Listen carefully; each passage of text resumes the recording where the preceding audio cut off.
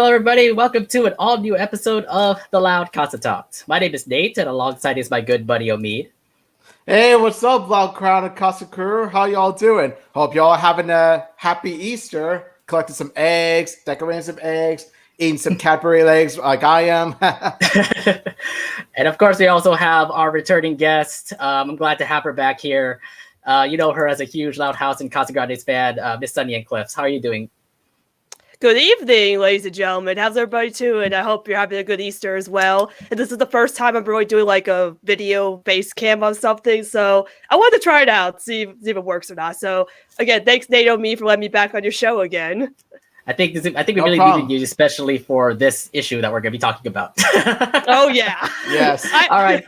You're an expert on this. Sunny, you're an expert on this. That's why we brought you along. Okay, here's the thing. When I heard that they were doing a continuity episode of their show, I literally told them, why didn't you invite me on? The main person that knows all about the continuity of the Loud House, that's been studying the continuity of the show since like the first time I came into the show. So I'm very excited to be on now, so I could definitely talk about it. You know what? That was actually put on my part because I was just making a show like this, and it just passed my mind. Wait a minute, I forgot. Sunny knows about this more than me. So I have her on the show. Thankfully, we're able to actually connect and talk about this continuity issue. But first off, so I want to ask you guys, how is your guys' Easter? It looks like you guys have had a fun time today since Easter is Sunday. Easter is today. Okay, I suppose I should go first, right? Or yeah, go ahead. Sure, okay. Okay, so like today's Easter. It's been really chill for me since I have the day off. Like I think everyone has the day off on Easter, so that's awesome. Yep. What I've been doing is just doing laundry. I went to go see the movie Godzilla versus Kong. Oh, I need to check that out. It's actually a really fun movie to watch. Like, you know, it's nice to see like, you know, Clash of the Titans like battle between two monsters together. Team nice. Godzilla, by the way. Okay. All right, cool. That sounds good. Like, it looks like you had like a pretty busy Easter for you, Omid. How about you, Sunny? How your Easter been? Oh, pretty good, actually. Like, the Easter Bunny came to my house today. I got some goodies from the Easter Bunny, so that's good. And I got to see my grandparents for a little bit because I haven't seen them in a while because of COVID, and we're afraid of, you know, getting COVID and be around my family members. So it was nice to see them because it's been a long time. And also, I got to eat dinner with my family. We had some delicious ribs and chicken for dinner, which was really good. Yeah, it's very good, very good. My mom's a really good cook. So yeah, it's been a pretty good week, you know, especially because I've been kind of binging that Space Jam trailer that came out recently. Yes, so happy that happened. I can't wait for Space Jam. I mean, like, I know it's supposed to be a new era with LeBron James being the star. And you know what, I'm hyped about it too. Look, I watched Space Jam when I was like 6 years old, and you know, I've always grown up with the Looney Tunes. They've always been fun, and just seeing them have a new movie again, this time with like the new generation with LeBron James and other NBA players now, it just makes me feel like, okay, we're gonna be watching this all over again with the Looney Tunes helping out. It's gonna be a fun like little nostalgia trip, especially when you saw the trailer. Yeah, hell yeah, it's gonna be awesome, and especially the fact that it's not just Looney Tunes, it's also like, you know, every single Warner Brothers property. Like all the Warner Bros. Properties are like all coming together. Iron Giant, Flintstones. Like there's even Dracarys with Game of Thrones somewhere. Yeah. Oh my God! Like everyone. It's like, you know, like that's an ultimate comeback. Like that's an ultimate like way of saying, hey Disney, you thought the Avengers. You thought you had the biggest crossover with the Avengers? You ain't seen nothing yet. Check out what we got. Yeah, no doubt about it. But yeah, for my Easter, I actually did visit family. It looks like my family actually got vaccinated, so that means that it's more personal for us to actually have a family outing for our first time. We haven't actually had that since Christmas, but we were also being cautious too. We're wearing our masks just to get ourselves safe. But at least it's awesome just to see them again, being personal and all. And yeah, I thought Easter was fun. Besides that, we also do have this show to talk about. So let's go ahead and get things started here. Let's start it off here with the recent news. So let's start off with what happened a couple weeks ago. There was a Nick upfront that occurred on March 18th, 2021, exclusive to mostly investors and staff. we get to see some of the big news that are popping up, like Big Nate having a cartoon series. Hey, Me, Big Nate. hey, we got your own show, man. These guys got, They have two shows now. It's got a podcast and an actual show. Congratulations. You know what? I can't wait for that now. There's also the whole Rugrats reboot also. That was also confirmed that they're going to have it out this year. And also in the presentation, we did get news about the Loud House, but unfortunately it's not the Loud House news that we were actually confirming. It was actually the live action movie that actually was confirmed. So that's still happening. It's back from the dead. Woo! Yay! What's great is we have two movies. We have the anime movie and the live action movie. That's how big our franchise is right now, that we get two movies. One good and one good, I guess. I mean, we just needed one. We just needed the good one, okay? We didn't need the good and the bad one. I mean, I'm excited for the live action movie. I think the Loud House is basically the anime version of Cheater by the Dozen. I mean, come on, obviously. So to get a live action version of it, I think it's the best choice. You know, because it's a slice of life cartoon, basically a sitcom. Why not do it in live action? I think it will be fun. And even if it's not a good movie, it could be like Space Jam, where it's so silly to look back at and be like, "Oh, that was fun." You know, it's bad that it's good kind of thing. I'm kind of worried that it will be something like the Fairly Odd Parents, this live action movie. That's already a bad sign, because history's going to repeat itself for this movie. Well, the thing is, like, the first movie, Fairly Odd movie, was not bad. I mean, like, you had Drake Bell, you had Daniela Monet. They both did a pretty good job. And they made two more movies after that. And I'm like, we're kind of milking the series. Let's just hope let's just hope like this one is going to be a good classic, considering that the live action movie is going to be like a Christmas movie, if I remember correctly. So it does sound pretty promising. I am still going to watch it because I'm a huge Loud House fan. But like my skeptics of it being stellar is kind of Like, I kind of feel like it may be going in the right direction, but to say the least, I mean, like it's at least the Loud House is at least very popular that it actually has a live action a live action movie at least. So it's just something to be proud of. Yeah.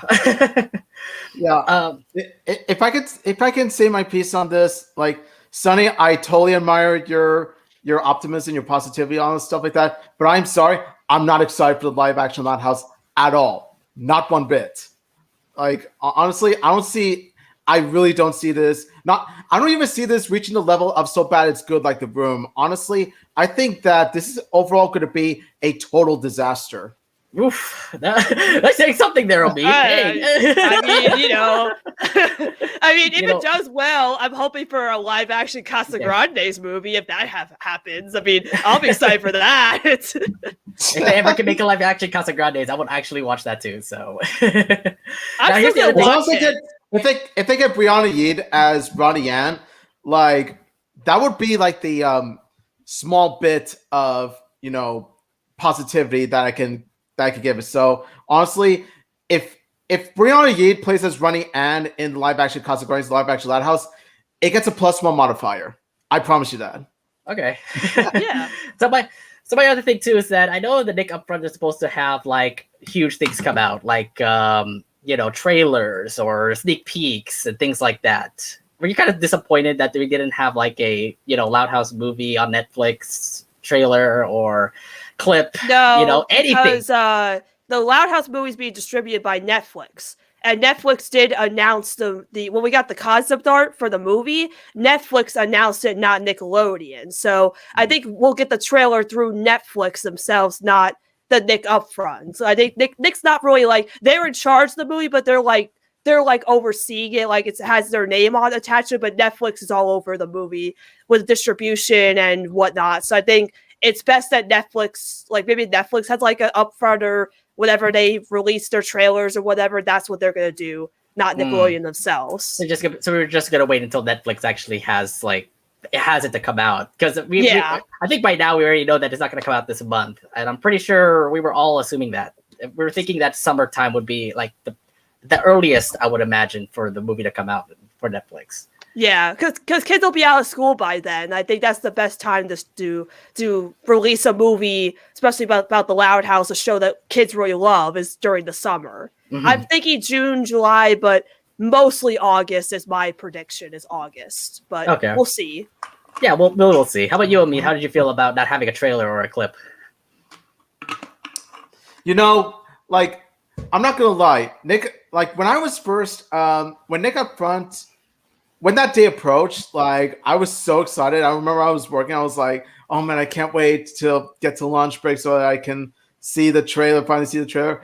And then, like, as soon as I saw Nick up front announcing all these projects and all this stuff, and like, I was thinking to myself, okay, Nickelodeon, you got the wrong movie. You got the wrong Loud House movie. When we said we wanted a trailer for an upcoming Loud House movie, this was not what we had in mind. But then, like, later on, like as you brought up, Sunny, I did come to realize later on that, you know what, you're right. Netflix, this is, at the end of the day, Netflix's property more than anything else. Like, sure, it's a movie based off a Nickelodeon show, but, you know, like I said, at the end of the day, Netflix is the main owner of the movie in terms of rights. So honestly, the more I thought about it, the more I realized, okay, it kind of makes sense, I guess, but I still don't like the fact that, you know, we see more details of, you know, that other live action movie that we did not need, more so than the actual good animated movie that is actually going to be top quality.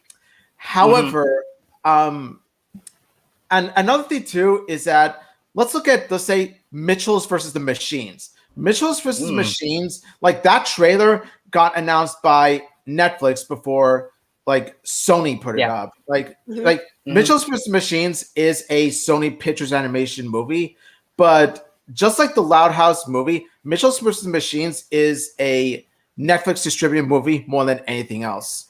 So you're just going to be waiting until Netflix. Well, I mean, that's kind of the thing now. We'll have to wait until Netflix releases the trailer. Yeah. And then we will assume that it will now be coming out real soon. So just have our fingers crossed that Netflix is coming out with the trailer soon. I predict everything crossed. I predict because May is the 5th anniversary of the Loud House this year, which is crazy. 5 years of the Loud House. I believe we'll get something from the movie during the anniversary, whether a trailer, a teaser trailer. Like, we got the teaser image, but maybe we'll get the poster for the movie, maybe for the 5th anniversary or something from the movie. I feel like they're not going to miss out on the 5th anniversary of the Loud House. They got to do something big for the 5th anniversary. It's been 5 years for the Loud House. They got to do something big for it, and I hope it's something that it'll be revealing more to the movie. But yeah, like I said, we'll have to wait and see for Netflix from Netflix's standpoint on when they will release the trailer. Anyways, I do want to put out one more thing. First off, Lincoln Loud was actually in the presentation. How did you feel about actually having him there? I mean, he's just there just to present with Gabriella Taylor Greene from all that. But besides that, yeah, Lincoln was there. I don't know how you guys felt about it. I mean, he's like the second official mascot on Nickelodeon now, next to SpongeBob.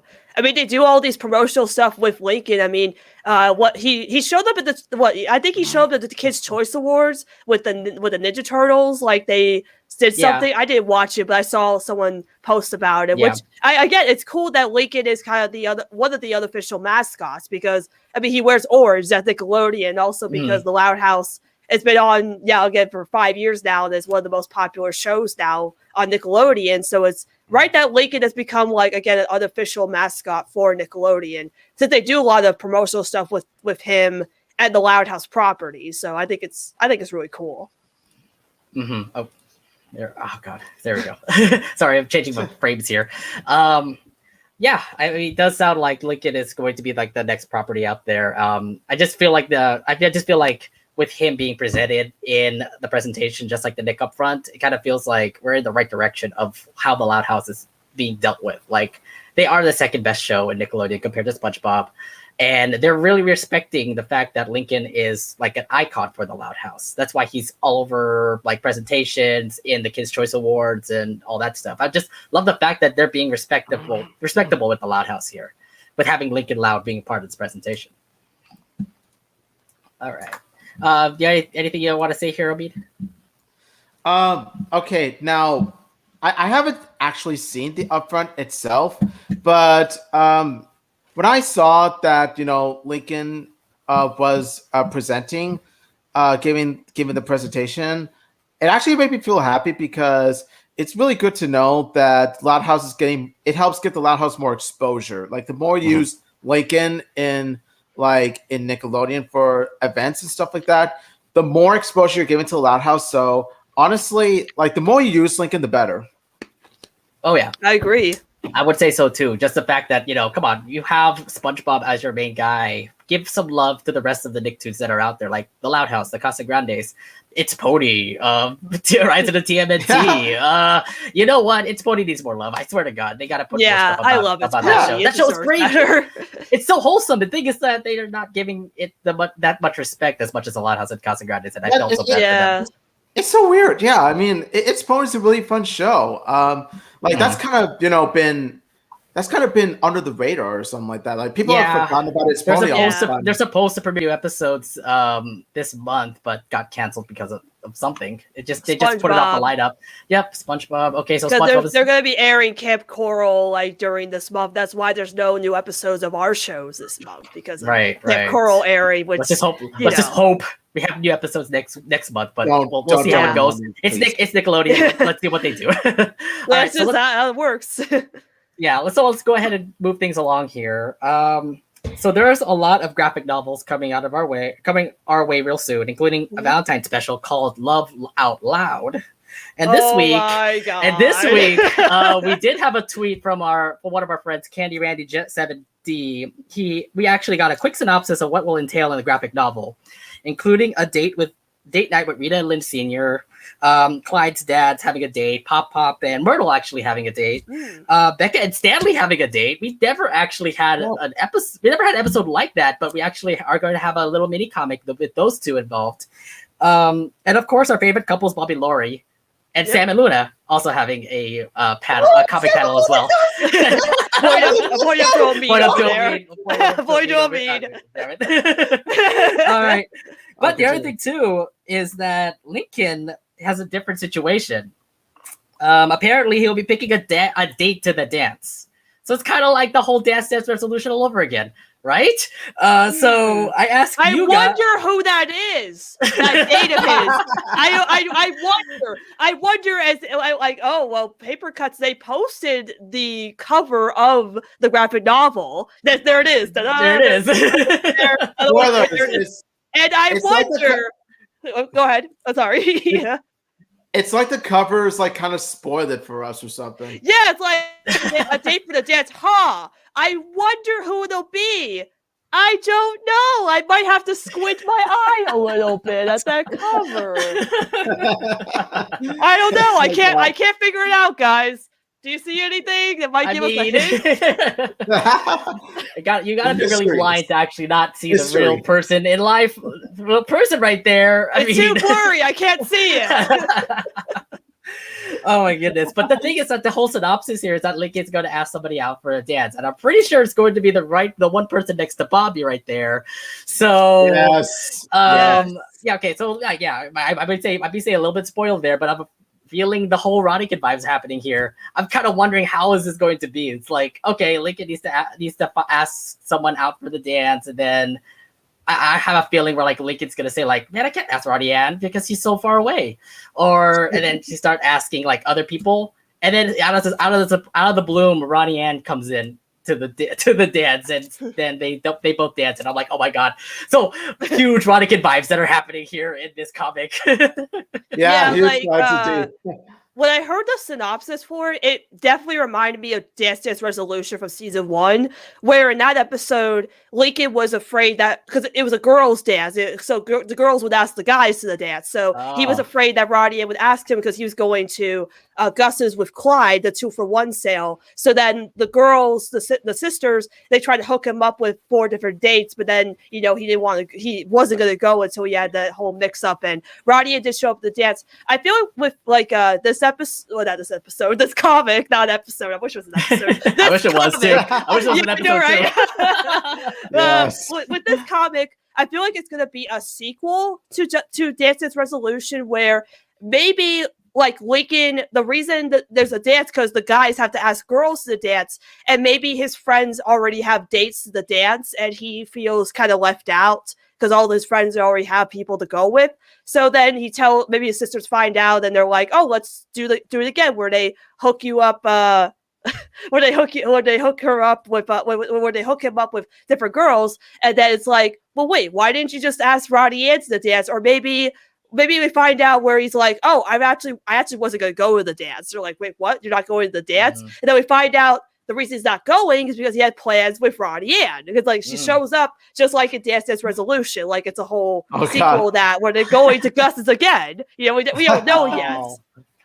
That'd be cute. That would be pretty cute, though. I don't know how they're gonna make it work, but I'm gonna be real excited if like they actually do go to the dance or something. If Lincoln does invite her, oh my god, that would probably be the greatest day of my life.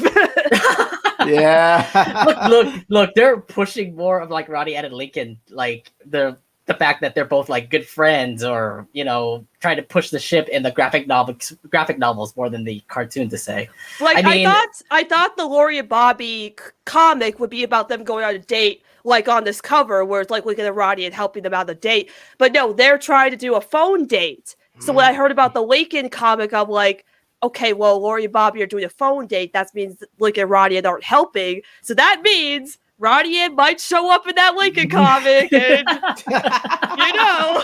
Oh, we know. We know. Oh my goodness. We know something. You know what? I mean, like already from the synopsis that Candy Ready J did bring out, it just feels like this is going to be something great. All the whole love ships that we've been seeing, they're all going to be featured in this comic, and then a potential Roddy Ann and Lincoln like moment happening here, and it's gonna be the biggest fan service comic of all the comics. Yeah. Like the comics are already fan service. I mean, like the last one we had, like they brought Roddy Ann back to Royal Woods, which I loved. See her Lincoln together, like and like him skateboarding for Roddy Ann, like that's so fan servicey for me. Like they know what they're doing. Asked for help. The other thing too. Oh my god, about that comic, yeah. They wrote that comic for me in mind. I swear, they knew what I wanted, and they did that for me. I know, but this comic's gonna be like the fan servicey of fan service. I just feel it. I was just surprised when I read that comic that Lincoln was asking, what was it, Nikki, Samir, and Casey, it's just pretty much behind their backs for Roddy Ann, until somebody said that Roddy Ann was like listening the whole time. I'm like, oh, the fuck? Yeah. It's like you gotta get help from Carlos. Oh yeah, Carlos. We actually remember that, not the show, which forgot about it in one episode. That should be continuity. That's continuity right there. There you go. See, that's why you need me on the show. I remember. Yes, these things. Exactly. So I gotta say, like, yeah, I totally excited to see how this goes. Omi, do you want to share your thoughts on how this comic will be with Lincoln and Roddy Ann potentially having a potential date in this comic? Well, let's just say that despite the front cover being, sort of a giveaway, but at the end of the day, I think that the writers and the staff behind the Love Out Loud graphic novel, I think they're still going to keep it a secret until it actually gets released. Like, once we actually open it, we're going to know for sure who Lincoln takes out to the Valentine's Day. Pretty sure it's Roddy Ann. And I bet everybody at Roddy Ann. If it's not Roddy Ann, we riot. I riot. I'm going to tell you this right now. Like, the entire fandom is going to turn like into some sort of like love pool, a love casino. You're going to like, we're all going to be like, okay, people, place your bets. Place your bets. Place your bets on who it'll be. Who will like it everything on Roddy Ann. Who will they get to take out to the Valentine's dance? Okay, Sonny's got 20 on Ronnie-Ann. Nate's got 20 on Stella. All right, come on, place your bets. Place your bets. Oh my god, I swear to God, if it's Plot Stella. twist, he takes out everybody.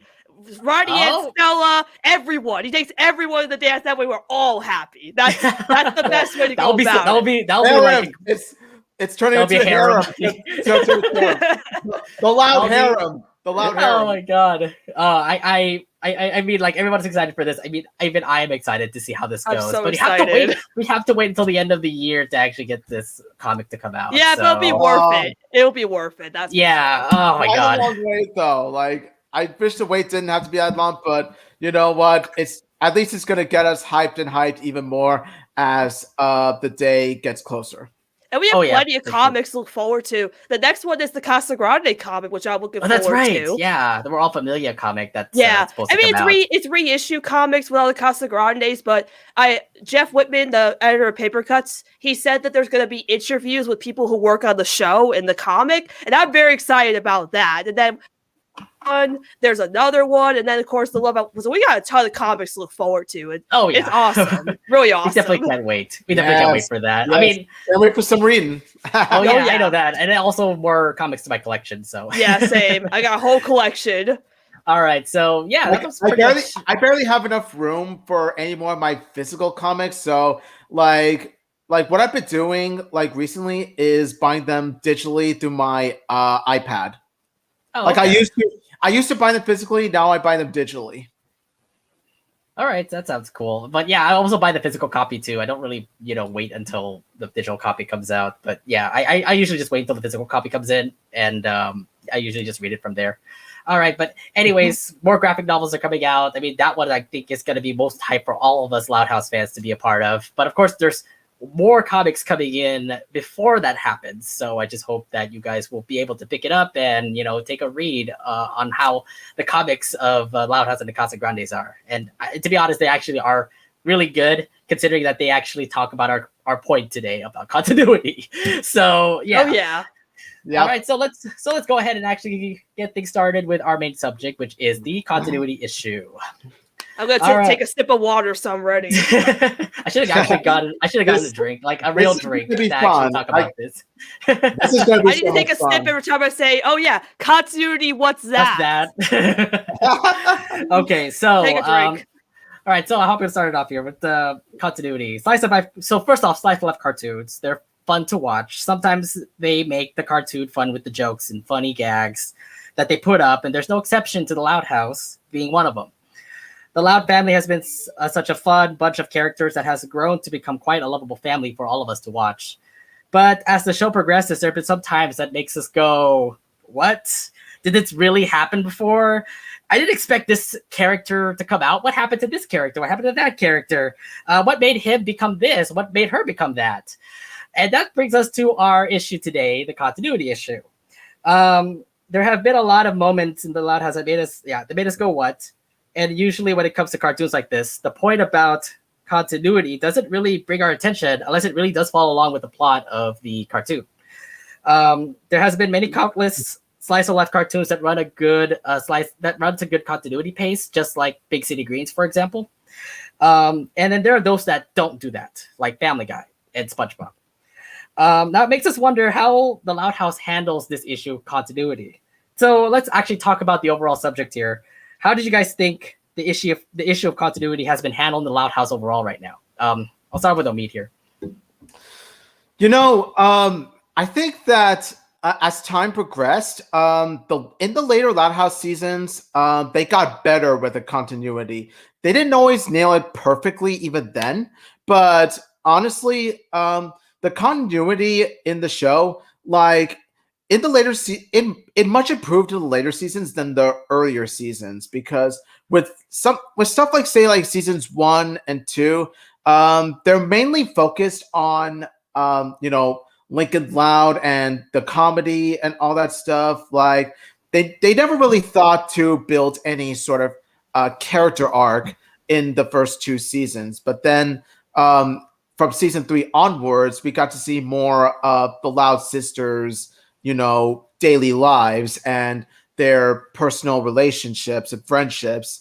And, those episodes themselves helped to build up the characters of the Loud Sisters, which in return also helped build continuity also, because they pretty much, for the most part, they managed to stay true to the Loud Sisters and even Lincoln's daily lives, because like they still kept the friendships, relationships, the situations, and all this stuff. And I like how in the later seasons they managed to keep in mind, okay, this happened during this episode, so in that episode, we got to keep that in mind as we do the writing.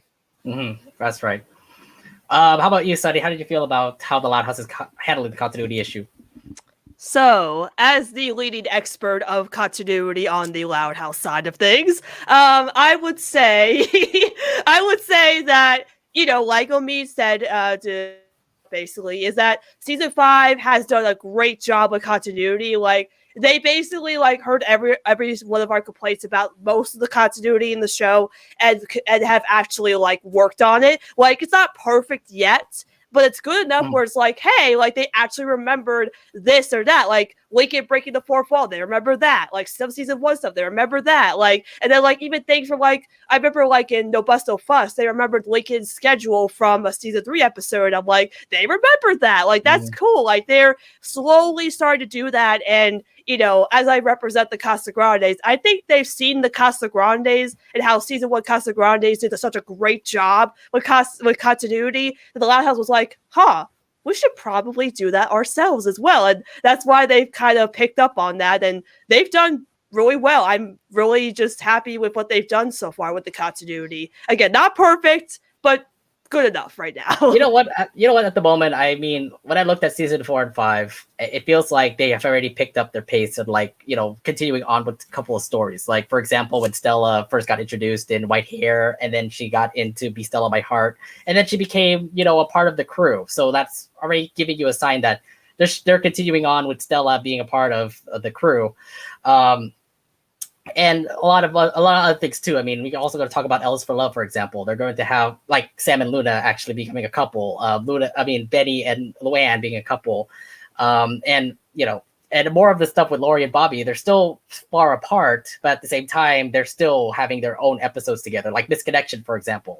They are still far apart. Then they have those issues of misconnections, for example. So I have to say, they started doing well when season 3 began. And then things started to escalate from there, where they're like, okay, now we actually look back at our old episodes and start to implement it into our new episodes for season 4 and 5.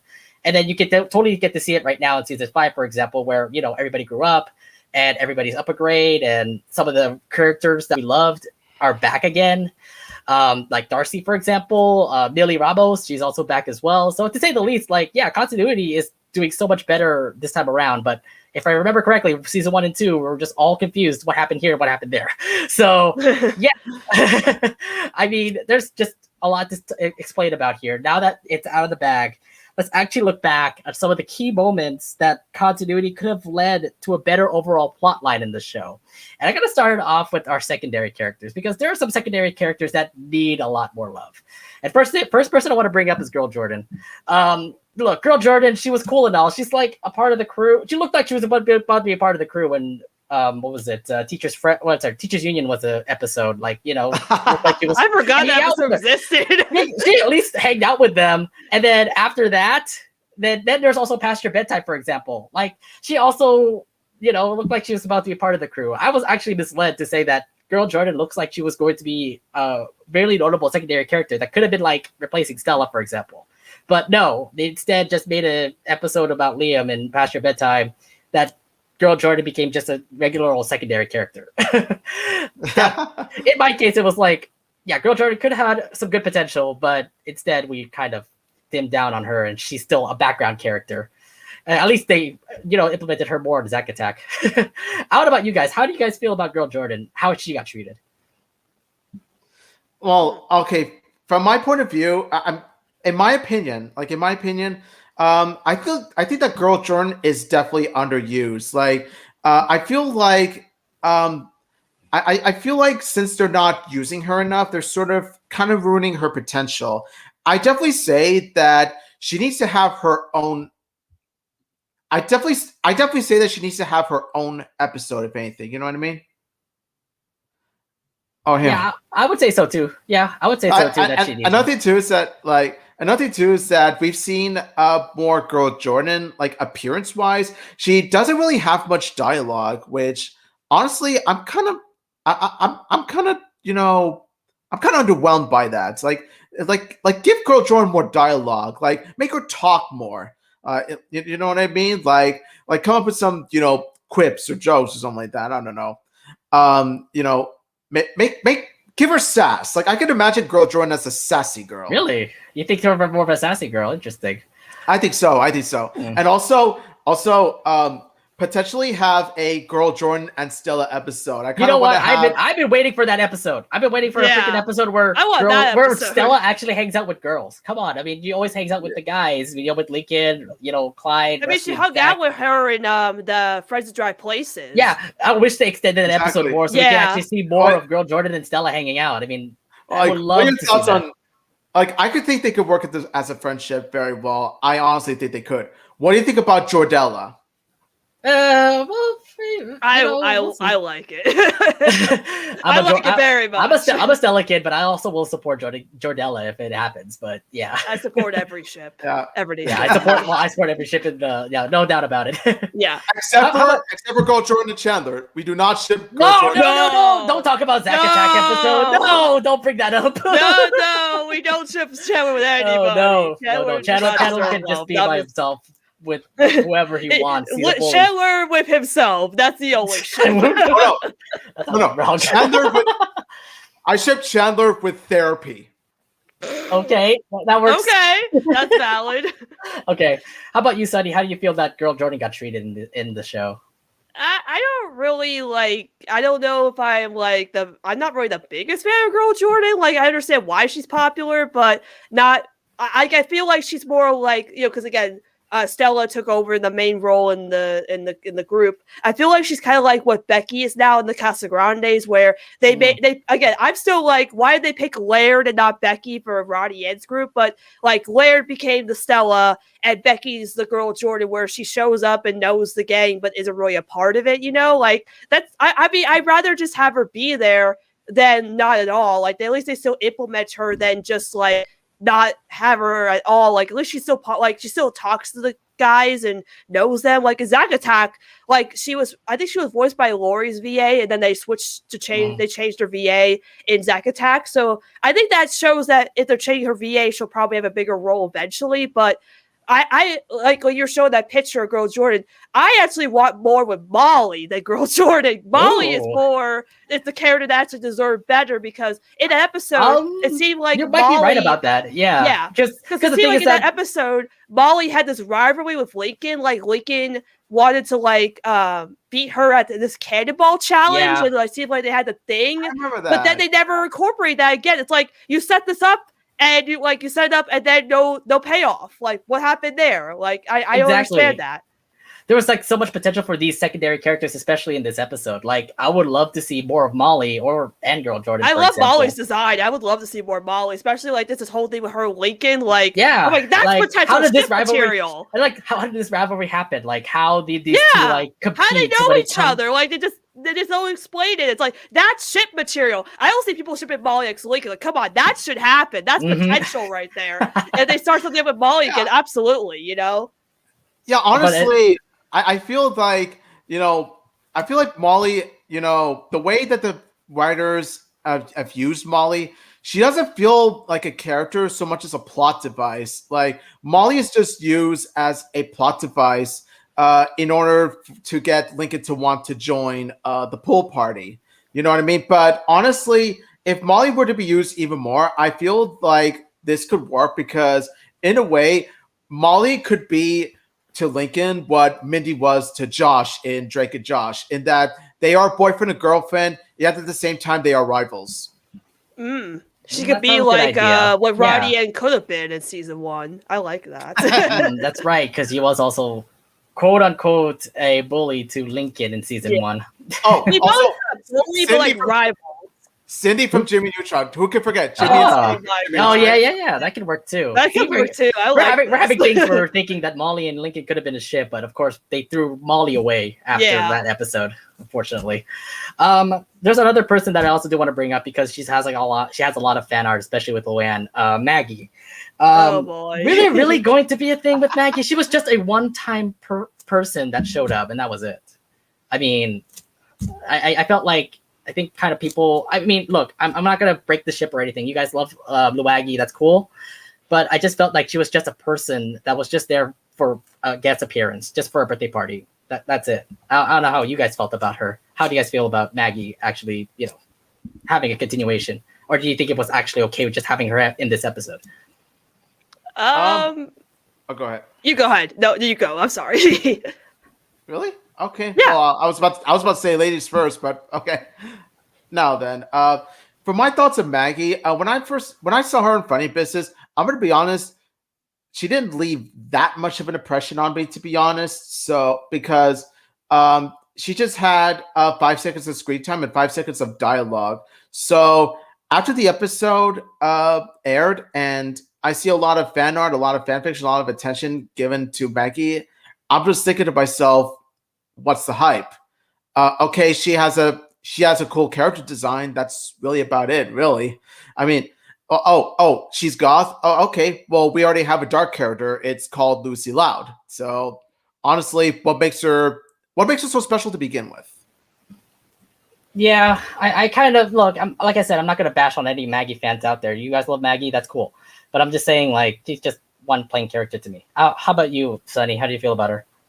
I mean, again, I feel like it was more of like the fandom gravitating towards a side character that looks appealing. Like, I feel like with this fandom, it's more like, hey, an appealing side character. Let's grab them and use them in our own stories and incorporate them into what we think we would do with them versus the show, which I like creativity in the fandom. Like, if you want to ship her with ship Maggie with Ware, go ahead, write your own stories with her. That's awesome. Like, if they brought her back in the show, I don't think that people would actually be happy about it, because I feel like the show wouldn't like write her the way that the fans have incorporated her into relationships or interactions and stuff like that. Like, people would have high expectations to what Maggie could be if the show brought her back, and then they'd probably just bring her back and be like exactly how she was in Funny Business, and people wouldn't be satisfied. So I'd rather they just not bring her back for that case, because like, oh, finally Maggie will talk to Win, and then she sits in the background for like 5 seconds. Really?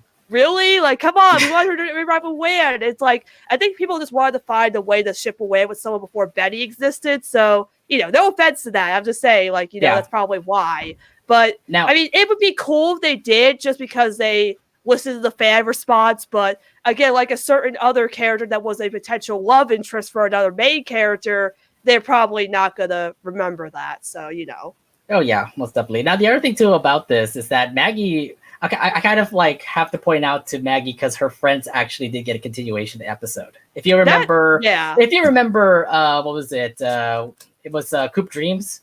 They appeared. Yeah. They freaking appeared. And I'm like, wait, so your Maggie's best friends appeared, but not Maggie herself. That could have been an actual potential for actually her to come back. They probably just needed like side characters. Look at the post right there. Like, look at the post right there. This just screams TFTI, guys. I mean, again, if they could bring back those side characters that the Maggie's friends, then they could bring back Maggie. I mean, hey, if they could put Chloe in the background of the Letty episode, like just in the background there, they could bring back Maggie in the background. Just do that, and everybody would be happy about it. Right. But you know what, though? I mean, like, they did put some recognition about Maggie and her friends or something like that, because I know that the fandom really does love Maggie, and you know what? I have to say, like, yeah. She's cool. I have to say she's cool. It's just that, sometimes it got a little kind of out of hand. She's just one character that only appeared in that episode. But you know what? The fandom can do whatever they want with her. And you know what? They have made some great creative fan art. They made some creative fanfics. And I have to say they're really good.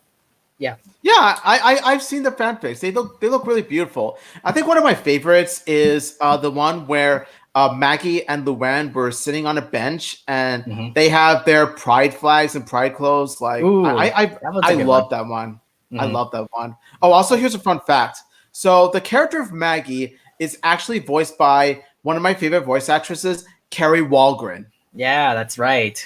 She's voiced by Carrie Walgren, right? She's the voice of she's the voice in animes. Many animes, right. Haruko from Fully Coolie. Right. All right.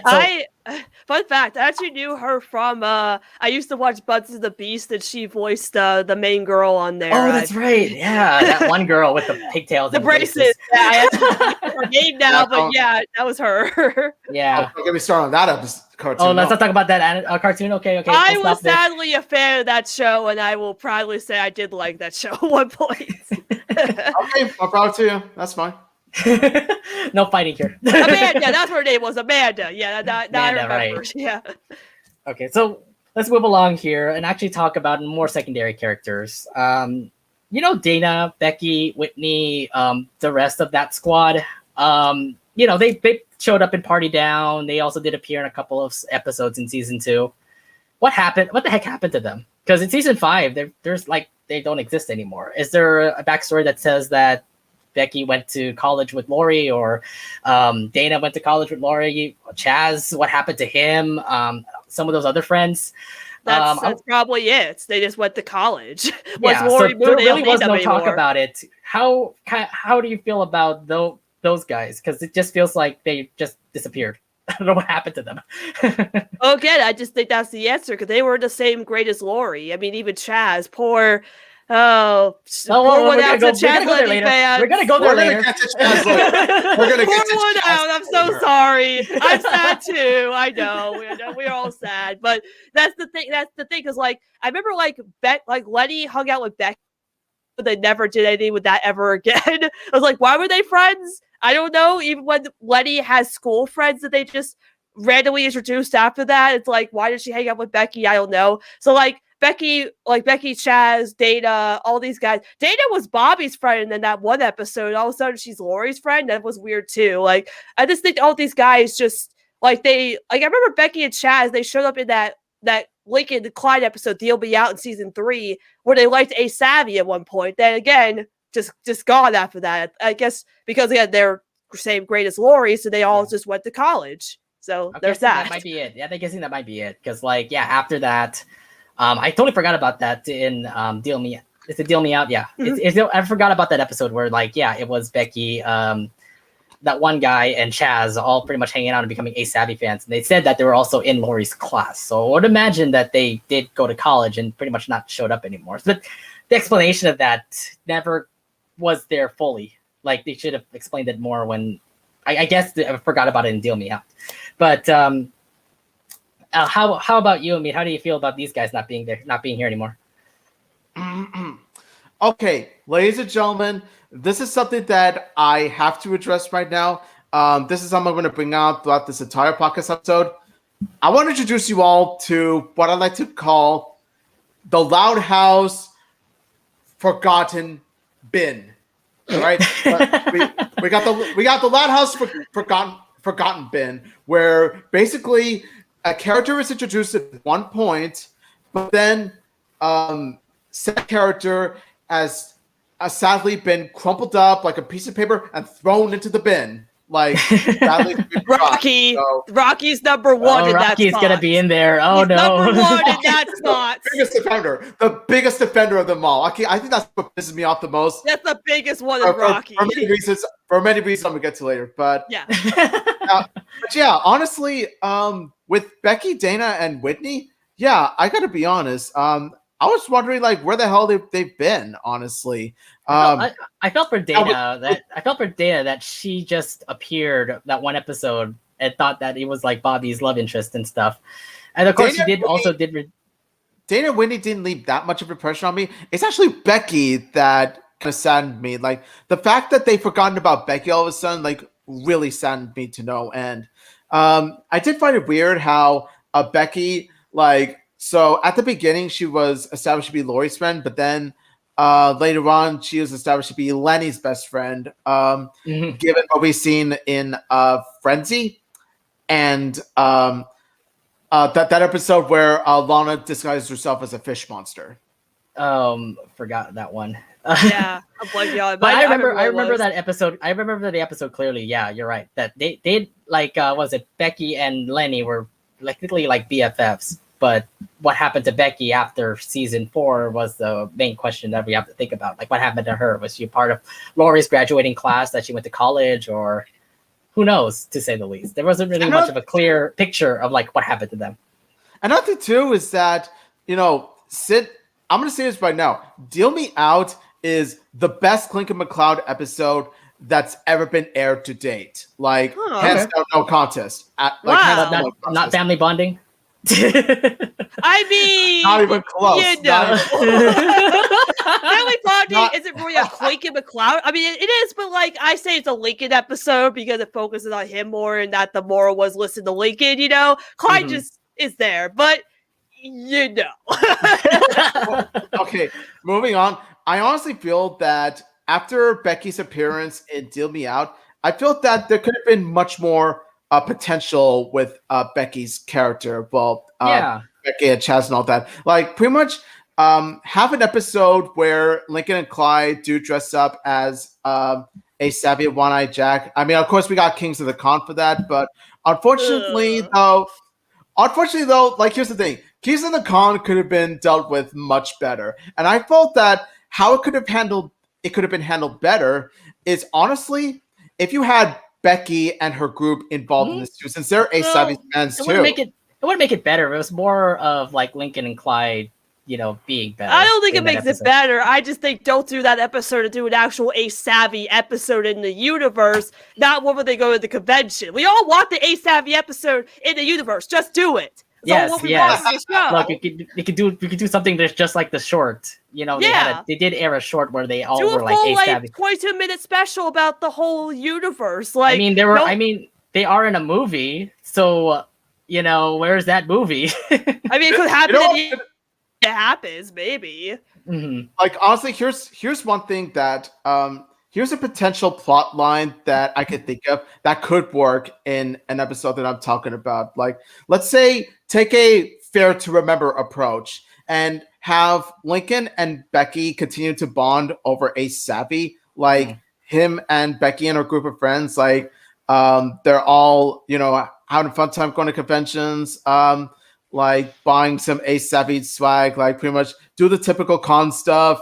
Me and Nate know what's up with that. Yeah. And also go to a savvy movie as well. Like, how they spend so much time together, but then like sooner or later, like at first Lenny is happy for them that her brother and her friends are bonding with each other over something they love, like a savvy, even though Lenny's not into it. But then eventually, like Lenny does continue to start to feel left out after like she has plans with them, and then like each time Lenny makes a plan with Becky and her friends, they sort of like cancel on her because they said, "Oh, I got plans with savvy," or "Oh, I got this savvy thing to do with your brother," and then Lenny starts to get jealous, and then she plans to pretty much sabotage whatever savvy event that Lincoln, Becky, and the friends group do. And then at the very end, like Lenny confesses that she's grown to be jealous, she's grown to be left out, and all that stuff. And then her friends, and then her friends start to feel bad that they've neglected Lenny, that they've been choosing savvy over Lenny every time. That they promise to sort of put savvy on the side sometimes just to hang out with Lenny. Okay, I guess that also will work out, but it all depends on how that episode will actually pull out from the rest of writers, but we'll see. It depends on the execution of it, yeah. Yeah, all right. I mean, that's all I can actually think about. I did actually put Christina also, but the thing is, like, Christina only aired like 2 episodes, and that was pretty much it. I don't think she needs love. I thought... Yeah, exactly. Like, who is this girl? Talking about? I don't remember Christina. I thought she had some potential for her to actually have some secondary roles, but no, she's just a character in season 1 that just was Lincoln's crush. And I think you're making up names. It's like next you're gonna be telling me there's a girl named Paige. I don't remember what you're talking about. Which reminds me, we're actually gonna lead up to that episode now. So yeah, I was a lot to talk about with that episode. Who's this Paige girl? Where does she come from? So let's actually move on to the Ellis for Love ships, because there's a lot to talk about with them. Yes, the Ellis for Love actually did make some good relationships here. I mean, you get Lori and Bobby, you get Luna and Sam, and you also get Luann and Benny. But the rest didn't happen. And of course, there have been some things that always got that popped up that kind of say like, you know, oh, it was just a fluke or it just never happened. Say, for example, Lynn Jr. thought that she was just thirsty because she liked Francisco. And I'm like, really? Why? And then also...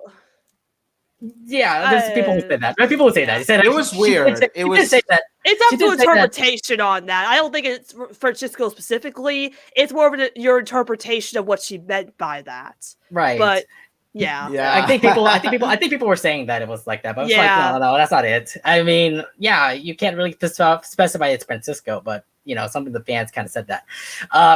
The other thing too is that, especially from this episode, Undercover Mom, we have never seen.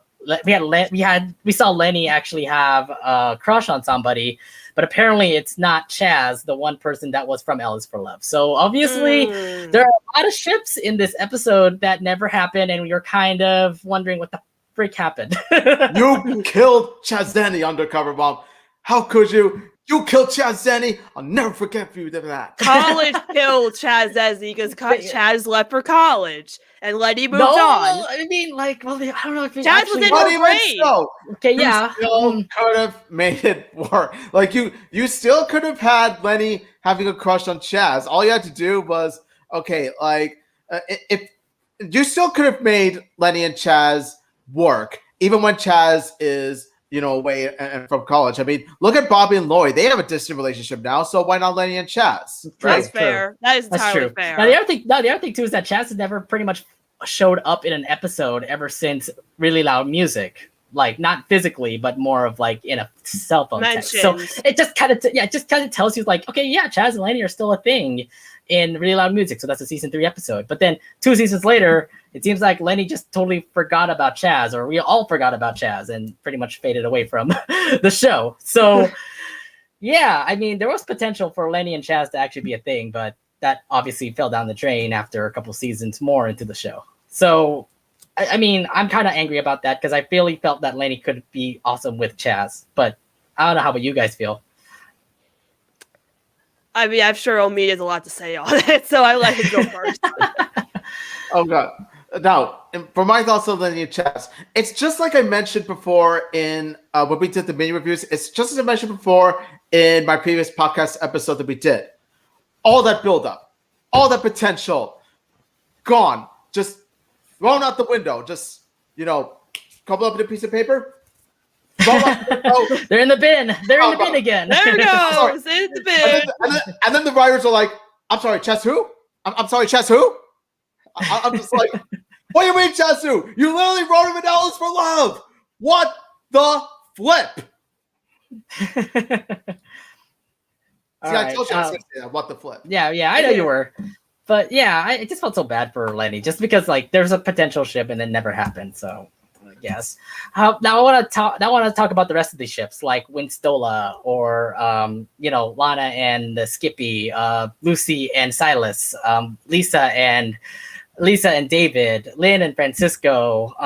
Those had possible potential of actually becoming a relationship, but I kind of felt that they're too young to actually get a relationship like this. Do you guys think so?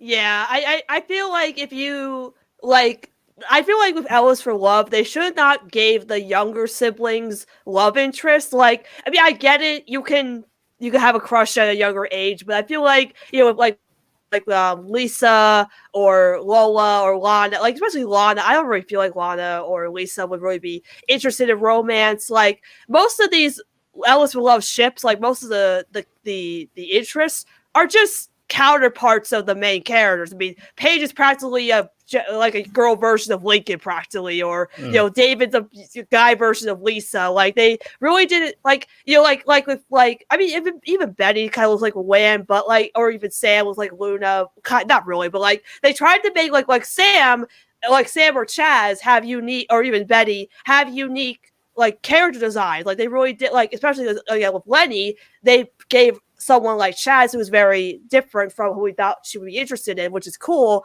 Or like Sam who has a very unique design from Luna. Like everybody else is just like a counter version of themselves. Like it feels like they're dating themselves practically. Like look at say a girl likes video games, that's practically him. Like Lucy's dating a golf guy, that's him. It's like it feels like they're dating, like it would be dating themselves, which would be kind of strange. Like that's their type, I guess. Or like live with baseball. Like if they maybe had like incorporate like what they did with Betty. Like I'm glad they chose Betty because I feel like he's the more, like, besides Sam or Chaz, the most unique of the interests.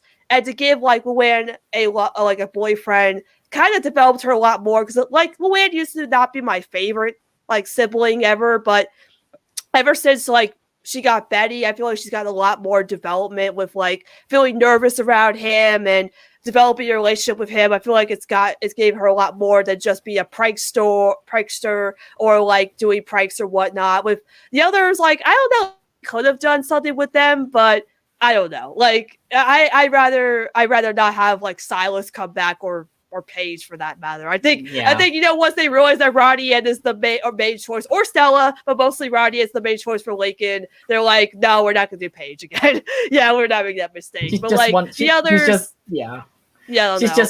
she was just one girl that just popped up in an episode, and we see Paige again in the background, but that's pretty much it. So yeah. They know who the main ship is. Now they realize it. No, we're not making that mistake again. But like with Chaz Lenny, like I thought that Chaz and Lenny were a very popular ship in the fandom. Like I like Chaz and Lenny, so I thought maybe the writers of the show would have figured that out from the fandom. Like they know what we like, so like hey, like Chaz Lenny, like they probably figured Betty and Luann was popular, so that's why they followed that up. But I'm surprised they didn't look at Chaz Lenny and be like, hey, people like this ship, let's follow it up.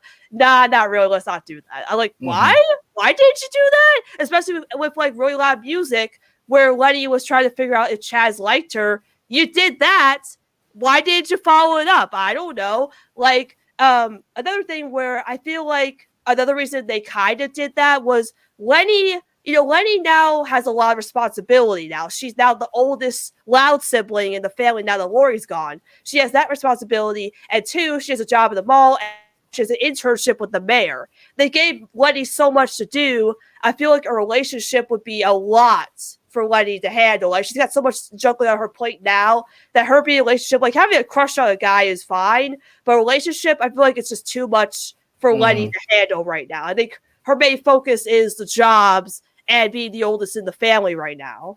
That's actually a good point to point out too, because considering that Lenny has a lot of things to deal with now, and having a relationship could be something that she could get into, but it would be a hassle for her to do. But who knows?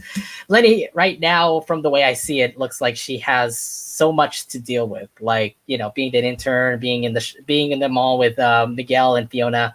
So, well, we'll have to see. I mean, I understand some people were kind of pissed off with Lenny and Chaz, not being there, not being a thing anymore, but there has to be an explanation. I mean, I'm pretty sure Lenny will actually get into a relationship eventually, but we'll have to figure out how. It all depends on what the writers do. But yeah, I just felt like there was a waste of potential when it came to Chaz and Lenny, but the rest of them just kind of felt like, yeah, it's something for them to actually just be in a relationship with. So yeah. They basically did this as a way to set up the whole plot twist with Sam and Luna.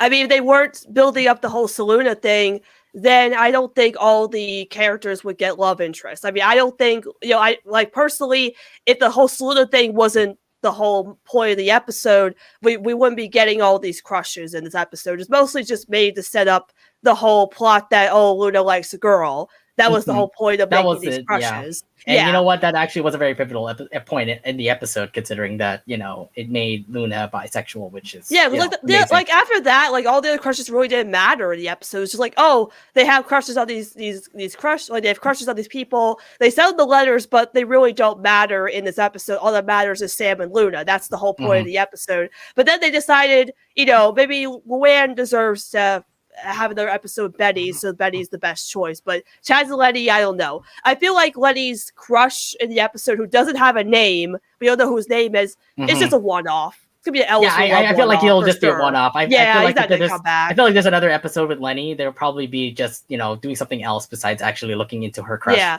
I mean, unless they do bring him back, which would be cool, because like the continuity in season 5 has been better, but I don't think he's coming back. No, I don't think so either. I think Obi feels the same way. Yeah.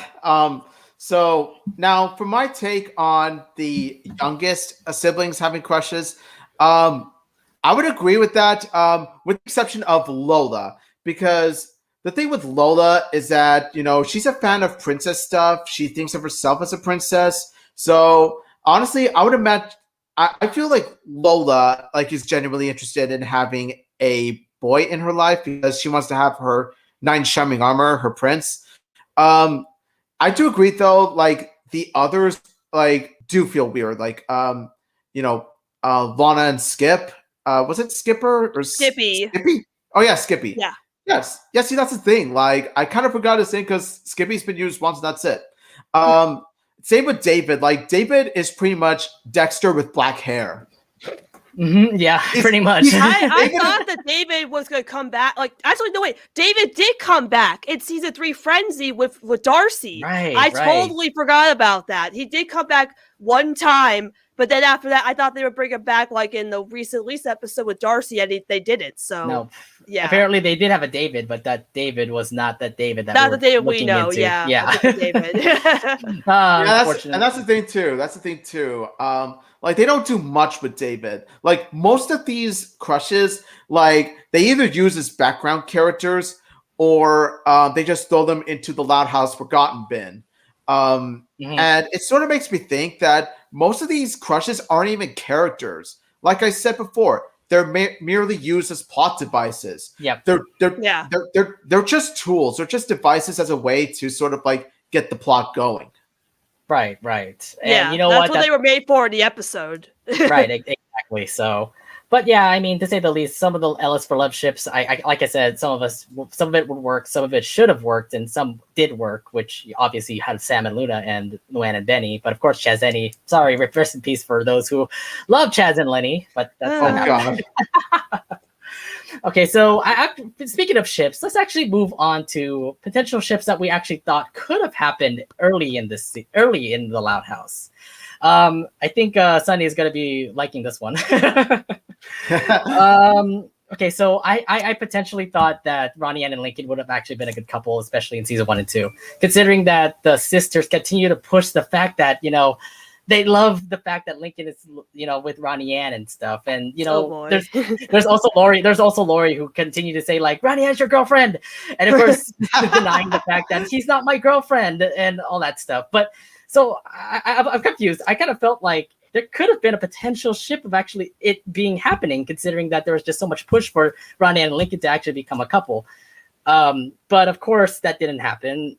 Season 3, 4, and 5 pretty much said no. Not yet. Yet. Yes. That is the I correct you there. Actually, not yet.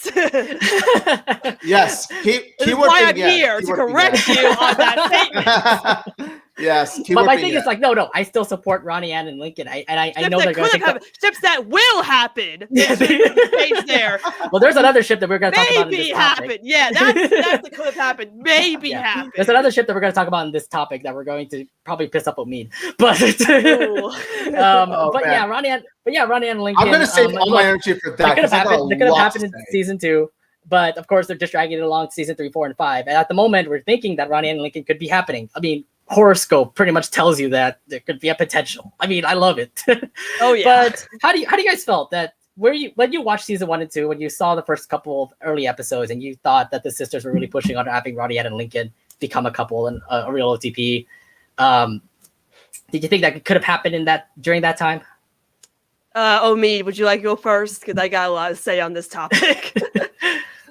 Now, the thing with Ronnie and Lincoln is that during the time, like the first 2 seasons, I sort of viewed them as more of a friendship more than anything else. Like honestly, I feel like that kiss to save the date was sort of a throwaway. It was just sort of a way for Lincoln to finally, make things right with Ronnie Ann.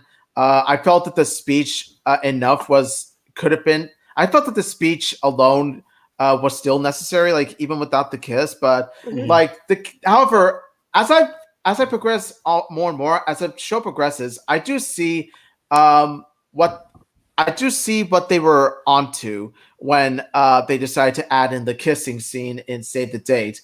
Like after second season, and after seeing more of Lincoln and Ronnie Ann, like the more I saw them, the more I think, okay, I do see them as I do sort of see them as a couple. I do sort of see them, but the two biggest concerns is that one, their respective siblings are already dating each other, so that would sort of make them in-laws when Lori and Bobby marry.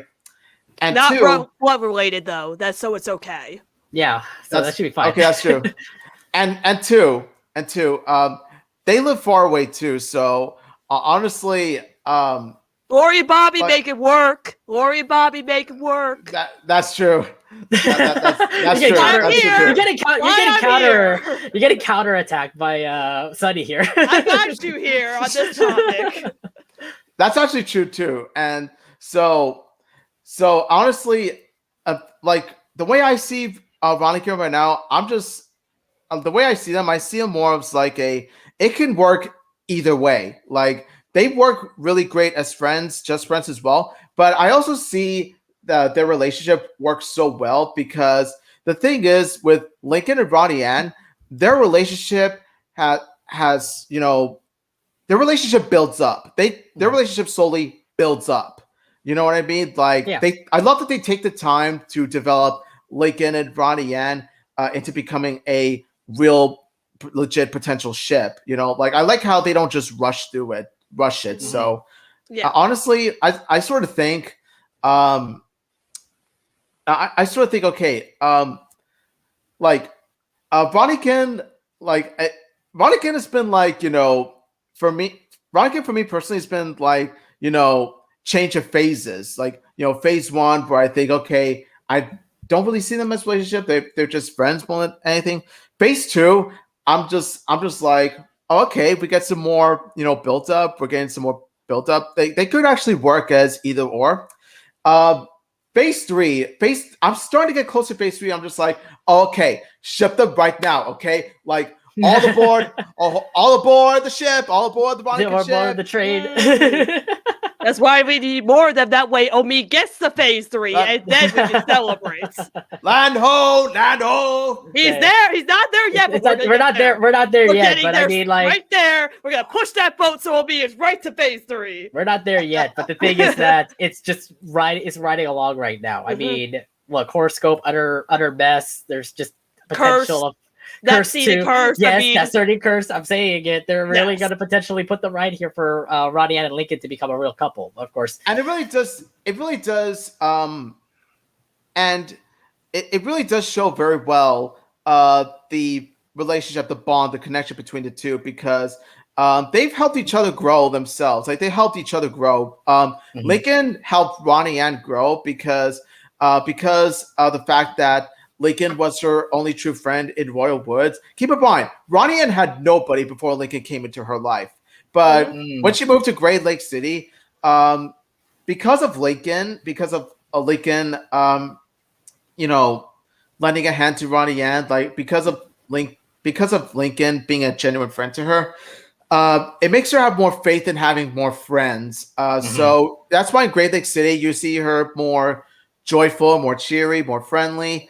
You see her more as a people person because in Royal Woods, she wasn't exactly the most social character in Royal Woods. But in Great Lake City, she's very friendly. She interacts with everyone at Great Lakes Sea. Well, most everyone. They really did make like a huge like big character development, especially when she was in the Loud House, for example, in season 2. I mean, Shell Shock should have like showed you like how awesome Roddy Ann is. Yeah, and she pretty much brought her potential of like how great her character is into the Casa Grandes. So, and like I said before, like Roddy Ann has helped Lincoln grow, and Roddy Ann has helped Lincoln grow too, because he learns in Save the Date that. Well, technically, I could argue that it was sort of Ronnie Ann's fault in Save the Date because she'd been picking on him. But then Lincoln does learn a lesson himself that, what was it? It's not just words. Actions speak louder than words, all that stuff. Yeah. But also later on, like this is a much better example for me. Later on, we see Lincoln be more expressive and he and I like the fact how Ronnie Ann, like from the very start, has been supportive of Lincoln's activities like magic. Keep in mind, Ronnie Ann was the first friend ever to be supportive of Lincoln's magic. Right. Okay. Right. We all, yes. Right. She's never been against it. She's never been against it. Okay. I'm just like. Where were you on that, Clyde? Where were you on that, Clyde? Where were you in Saved by the Spell, Ronnie Ann? I was begging Ronnie Ann to be in Saved by the Spell so that she can rightfully shame Lincoln's other supposed friends for, bringing his, love for magic down. It was like, honestly, I'm still peeved by Lincoln's friends' actions to Saved by the Spell. Right. We all talked about this for so long. We've already made a review about this, but yeah. All right, Sunny. Well, I mean, what can you say about this topic here?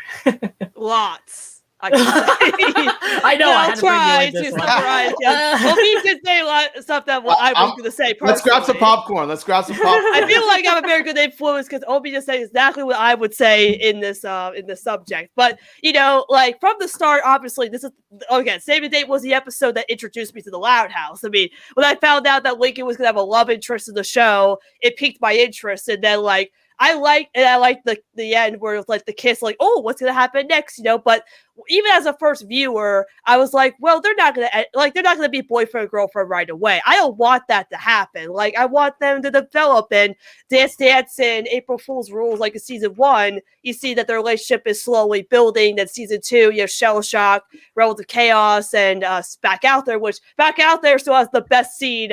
Like the best ending scene of any episode of the Loud House for me. But like you think that Lincoln's gonna end up with another girl, but at the end he says, "Oh, I really miss Ronnie Ann," and that's continued on into the show where like in City Slickers he says he misses her, in Horoscope he says he's missed hanging out with her. Like at any time that Ronnie Ann shows up. Or any opportunity he gets to see her, he gets so excited. Like in Curse, he's running down the stairs to see her. And Under Mess, he's like, "Are you taking me to Dairyland?" Right? Like he's grown so much for his relationship with Roddy, and to where like he's all or even like Don't You Forget About Me. Where like they're going to Fairway, he's like, "I'm gonna go see Roddy Ann." Like he's just so any opportunity he gets to see her because he misses spending time with her, and that's great. Like and with Roddy Ann, like with Lincoln. Like Lincoln's become one of her main best friends. Like Sid's her best friend in the Casa Grandes, but Lincoln has become her second best friend, which is great because like in Other Best, Roddy Ann says like, "I don't want to disappoint my two best friends." So Lincoln has been Lincoln is seen as Roddy Ann's second best friend, as important to her as Sid, which is also great. So you see that their relationship has been building so much. And I feel excuse me. But oh my gosh. Okay. Hold on. Yeah. I feel like that if Lincoln and Roddy Ann would have became a couple early on in season 1, because of how the show was, I don't feel like their relationship would be as developed as it is right now. Like we've had so much growth with them becoming friends and best friends, liking each other in some way, that being a couple, like they probably would have forgotten Ronnie Ann. They probably would have forgotten that was a thing in the first place. Like the fact that they remember Ronnie Ann now, like of course she has her own show, but like I remember they were talking about it at a panel, and the crew was like, "Oh wait, like now we realize that Ronnie Ann's so popular, and we moved her away. What we do now?" Because like they didn't realize how popular she'd become once they moved her away because they write those episodes in advance. So that season 3, you had City Slickers where they went to visit her, and then the last Thanksgiving and stuff like that. And then season 4, the arc, of course, but they remembered that Ronnie and Lincoln have a relationship as best friends, and I think that's wonderful. Like you just see them growing their bond, and again, as much as I would like them to be canon now, I kind of want to see what else they're going to do with them before they become canon. That's my favorite part of their relationship. Like, I mean, I would ship like Lori and Bobby. I ship them even though they're canon, or Saluda or Lanny. But I think because they're older, it makes sense for them to be a couple right now. Roddy Kid is like they're 12 years old now. Like it's still a little young to be a relationship, but it's like we need to see more of them before they actually become canon. And because they've done episodes with them featured like prominently together, like in Curse the entire episode with the crossover, they're together the whole time. Like that big moment where Ronnie Ann puts her hand in the window and Lincoln looks towards her as she's leaving. Like that was like the biggest moment where I'm like, finally we are getting somewhere with the relationship. And like Omi's where's his hand now? Omi's doing that hand thing right now. Yes. He's raising his hand like, are you okay? Yes, Omi. Would you like to tell the class something? No. I was just showing them like the hand. I'll never forget the hand moment. I thought you were raising your hand to give a counter. No. All right, go ahead. Yes, the hand thing like that. Like Horoscope is still a masterpiece. Like that episode is still amazing. I love it. It's great, but it is the ship tease episode, and it's like okay, like we get it. We ship them. It's funny. I know we love it, but we love it anyway. But Curse to me felt like. Now we're getting someone with a relationship, and then Other Best to me felt like, okay, we're still progressing the Roddy Kid friendship by him being her second best friend, but also have a relationship with Sid, as in he's also friends with Sid. They're all friends, and that's wonderful. And then the comics have done that too, where again, Roddy shows up in the comics sometimes with Lincoln, and again, having that relationship in the comics too. Like they've remembered that these two have a relationship that is, built up and growing, and that's what I like about it. Like I like that they're best friends now before they become a thing. And again, like Roddy is gonna show up in the movie, things might happen in the movie, and then like episodes and stuff. Like I've said it before, my dream episode of the Loud House or the Casa Grandes is just an episode about Lincoln and Roddy Ann as a friendship. Like, yeah, Horoscope is great, but it is the ship teasing episode where, like, you're thinking that Lincoln's in love with her when, that's not really true, or it could be, we don't know. But I feel like an episode where, like, Lincoln and Roddy Ann work together in some situation, or Lincoln helps her, or Roddy Ann helps him, or they're just together for a full episode about, like, if they missed each other, they want to spend the day together. That's how you build the bond for their friendship to further down the line. Like if you do an episode just about them, like a Lori and Bobby episode where they've missed each other and they want to spend the day together, that's what I want from their relationship. It's just an episode about their growing friendship. And the show like Lori and Bobby, just because they're further away doesn't mean they still don't talk and they're still close. Like again, just because they're further away doesn't mean they're still not together. Like they're still not friends. They're always talking and they miss each other and they love spending time with each other. Like that's the best thing. They didn't forget about them, even if they're not canon. Like Save the Date could have made us like think about. They're still together. That's the important part. Because again, they could have forgotten Roddy and they could have forgotten this whole thing and erased it from existence, but they didn't. They remember Roddy is an important part of Lincoln's life, and she's an important person that's helped him, realize not to judge people from the beginning. And Lincoln's helped Roddy grow to where she became friends with Sid and all her other friends. And again, to continue to have that friendship and continue to have Lincoln show up in the Casa Grandes. Like, again, he didn't have to show up that much, but he did because they remember these two have a great relationship. And, again, I'm so passionate about these two. I just went on for a long time, but, I'm very passionate about them. Yeah. And as a shipper of them, I will say that, I do want them to be canon, but at the same time, I find with the slow progression because we get to see more of their, development than just getting them together and what else do you do with them, you know? You know what I mean? So my thing was like, I understand like some people were really looking in season 1 thinking that they were going to be an OTP thing, but I know how the writers were doing. Like the writers were just going to slow it down and just slow the progress with it. I understand that they wanted to push it as much as possible, knowing that the sisters really want to have Ronnie and Lincoln as a couple. We love that slow burn. Gotta love that slow burn. And the other thing too is like, I understand that they want that to happen, but I know how to slow the progression with it. I think what happened when Ronnie Ann moved with the Casa Grandes, that's when it all pretty much stopped, and the development of Ronnie Ann and Lincoln started to become just the whole development of those two just started to become like set in stone there. Like they're hanging out, they meet each other. Whenever they hang out, they end up having like some great moments. City Slickers, for example, they checked out the city. Horoscope, we already know that, right? Oh, yeah. We know that, right? So to say the least, like Ronnie Ann and Lincoln does have some really great moments. And you know what's kind of funny? The graphic novels do have some great moments of those two as well. So it's really a slow progress on how these two are, but they are developing as friends. But I just have that feeling like with this slow progression, they're gonna eventually become canon to me. It just feels like it's just it's gonna happen. We just don't know when. We just don't know when. It's just how the writers want to write Ronnie Ann and Lincoln's relationship. It's very promising. Like they're pretty much making it like very promising. It's like okay, we're like it's more like okay, hold your horses, Ronnie fans. Like we're gonna give you your Ronnie, we're gonna make it. Just be patient. We're gonna wait for the right time. You know what? I actually like that they're doing that because, like I said, I don't want it to be abrupt or rushed or anything. Like I want it to be like complete, like well put together, well built up.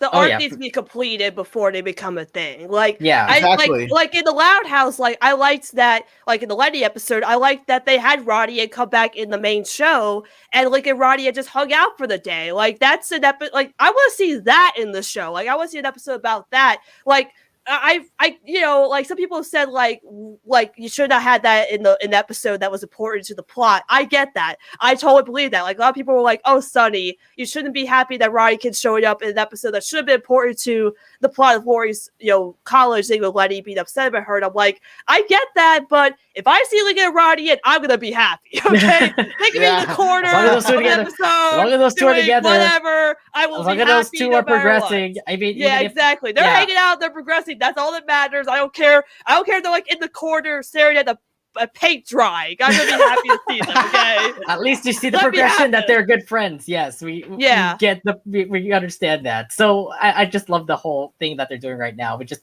have to wait for that to become a canon thing. Yeah. One ship that is not canon, and I'm pretty sure Obita's gonna hate this. Do you remember the guy Rocky? Rusty's brother. I always remember Rocky. Yeah. Back in Black. Who doesn't remember Rocky? Who doesn't remember Rocky? Besides the writers. Apparently, the writers forgot about Rocky for whatever reason. That I think was a ship that could have happened too. The thing is that they had potential. Like in the end, those two were working together to make blood, and then that's it. Lucy pretty much forgot about him. Rocky's pretty much non-existent. And Rusty forgot he even had a brother in the first place. I'm like, hey, Rusty, do you have a brother? Where's your brother?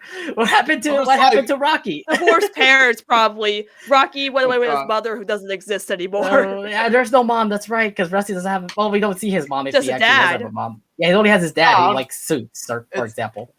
It's like Rusty, like all the writers will be like, Rocky who? Rocky who? Rocky who? Yeah, Rocky who? Oh, you're talking about Rocky Balboa. I'm just like, no, we're not talking about the boxer, okay? We're talking about Lucy's potential boyfriend. Yeah, I know. Right. And the other thing too that kind of hurts too is that Silas was also another person that Lucy also liked as well. And I'm like, okay, well, yeah, could have been a ship too, but of course that never happened because Ellis for Love. When it comes to the younger couples, they didn't actually happen. But the thing is, like, this aired before Ellis for Love, and there looks like to be some potential for Lucy and Rocky to actually be a thing because it looked like they were cute together. They hung out. They could be two separate people, but the thing is, like, they ended up becoming like great friends. Could have been like good relationship between the two of them, but Rocky's non-existent now. So what happened to Rocky? I just don't know. They just write him off. That was just a one-time stand, but it could have had some good potential. It's sad though, because like it feels like to me what they would have done with Roddy, and like you just write off Roddy and then the character development with her Lincoln matters. Like Rocky was actually a kind of a real like important part of Lucy's character development, because she actually came out of her shell and started a boy who wasn't her type. Silas was practically her type. Rocky wasn't. Like she was like, man, like why do I like this kid that's not even my type? But I want to go for it. And she, like, her sisters helped her. And again, the shipper sisters who don't exist anymore in the show. So goodbye that too, you know. I was gonna say in the Riot Kid thing, like, I remember you asking me before, like, why aren't the sisters shipping Roddy Kid or anybody else anymore? Like, I remember Lori and Lenny shipped like Salute and Gracie. Like, yeah, they did. No, like, or maybe like Luanny in the episode with them, but like no shipper sisters at then. I think with the Lincoln situation, we can address that with white hair, because in that episode, Lincoln didn't want the sisters meddling in his life, and they actually learned not to do that anymore. They're like, we're not gonna meddle in your life anymore. And then Be Still My Heart happened, and they didn't even like do anything that episode. They were just kind of there. So I think they've learned not to mess with Lincoln's love life or anybody else's love life development, pretty much. But like, back to Rocky for a second. Like, Rocky was actually an important part of Lucy's character development, and they should have continued that. Like, the fact that you put Rocky in the episode and made him significant to an episode focused on Lucy developing, and then not continue that doesn't make any sense to me. Why would you put him in the episode and make him important and then not do anything with him? That doesn't make any sense. That doesn't make any sense. Right. Yeah, honestly, let's just say the writers did him dirty. All right, they did him so dirty. Like, oh my god. Actually, should I wait till she comes back and then no. Go ahead. No, go ahead. Go ahead. Okay. Melby Estevaro says, what the flip? What the flip did you do to such a likable, to such a approachable, to such a distinct character like Rocky? It's like, okay, like with Chaz, like we did with Chaz later on, you crumbled up Rocky, you crumbled up like a piece of paper, threw him into the bin. And then later on, you do it with Chaz, and then you did the same thing with Chaz to be like, oh, hey, you could join Rocky there in the bin. Say hi to Rocky for me. Yeah, I don't know why you did that. But anyway, now see, the reason why this pisses me off to no end is because, like, Rocky had the potential to work because Rocky stood out as a different kind of character than Lucy. Like, think about it. Like, Rocky's not goth. Like, Rocky is not into dark stuff like Lucy is. Rocky, we know that Rocky is related to one of Lincoln's friends, so that's another plus, and plus the fact that, Rocky, despite being different from Lucy, actually accepts Lucy for who she is. And, just that blush scene right there, you see them, Brad, that tells you right there, that is a link right there. That is a link. You know there's a chemistry right there. But then sadly, Alice for Love came along, and instead of Rocky, we got this bland ass, we got this bland ass, pale ass, male version of Lucy Loud called Silas for whatever reason, who only appears for 5 seconds without any dialogue, without building any sort of connection to Lucy whatsoever. It's only because they dress in black. It's because they dress in black and they happen to end up at the same convention together. That's pretty much it. That's not good character writing. That's not good character building. That's not good relationship building.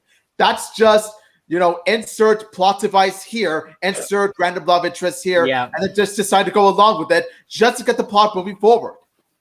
I just feel the fact that Rocky looked like he was just a plot device, and I'm like, no, he has so much potential. You could have just had more development with Rocky and Lucy. Maybe have an episode of those two just being on the side and just have them, have their thing while Rusty and Lincoln do their own. I don't know. It's just, it was just some good potential for those two to actually have a thing. But then, of course, nothing happened after that. So I mean, like Rocky could have been just any other character, but the fact that you establish Rocky as Rusty's brother, like you say that's his brother, and then his brother never comes back, and Rusty doesn't say, "Oh, I have a brother." Like Rusty just forgot that he had a brother. It's Yeah, like you could have just made Rocky any other character, and then you erase him. That's okay. Like that, he basically becomes like the Ellis Fellowships. But the fact that you made him Rusty's brother,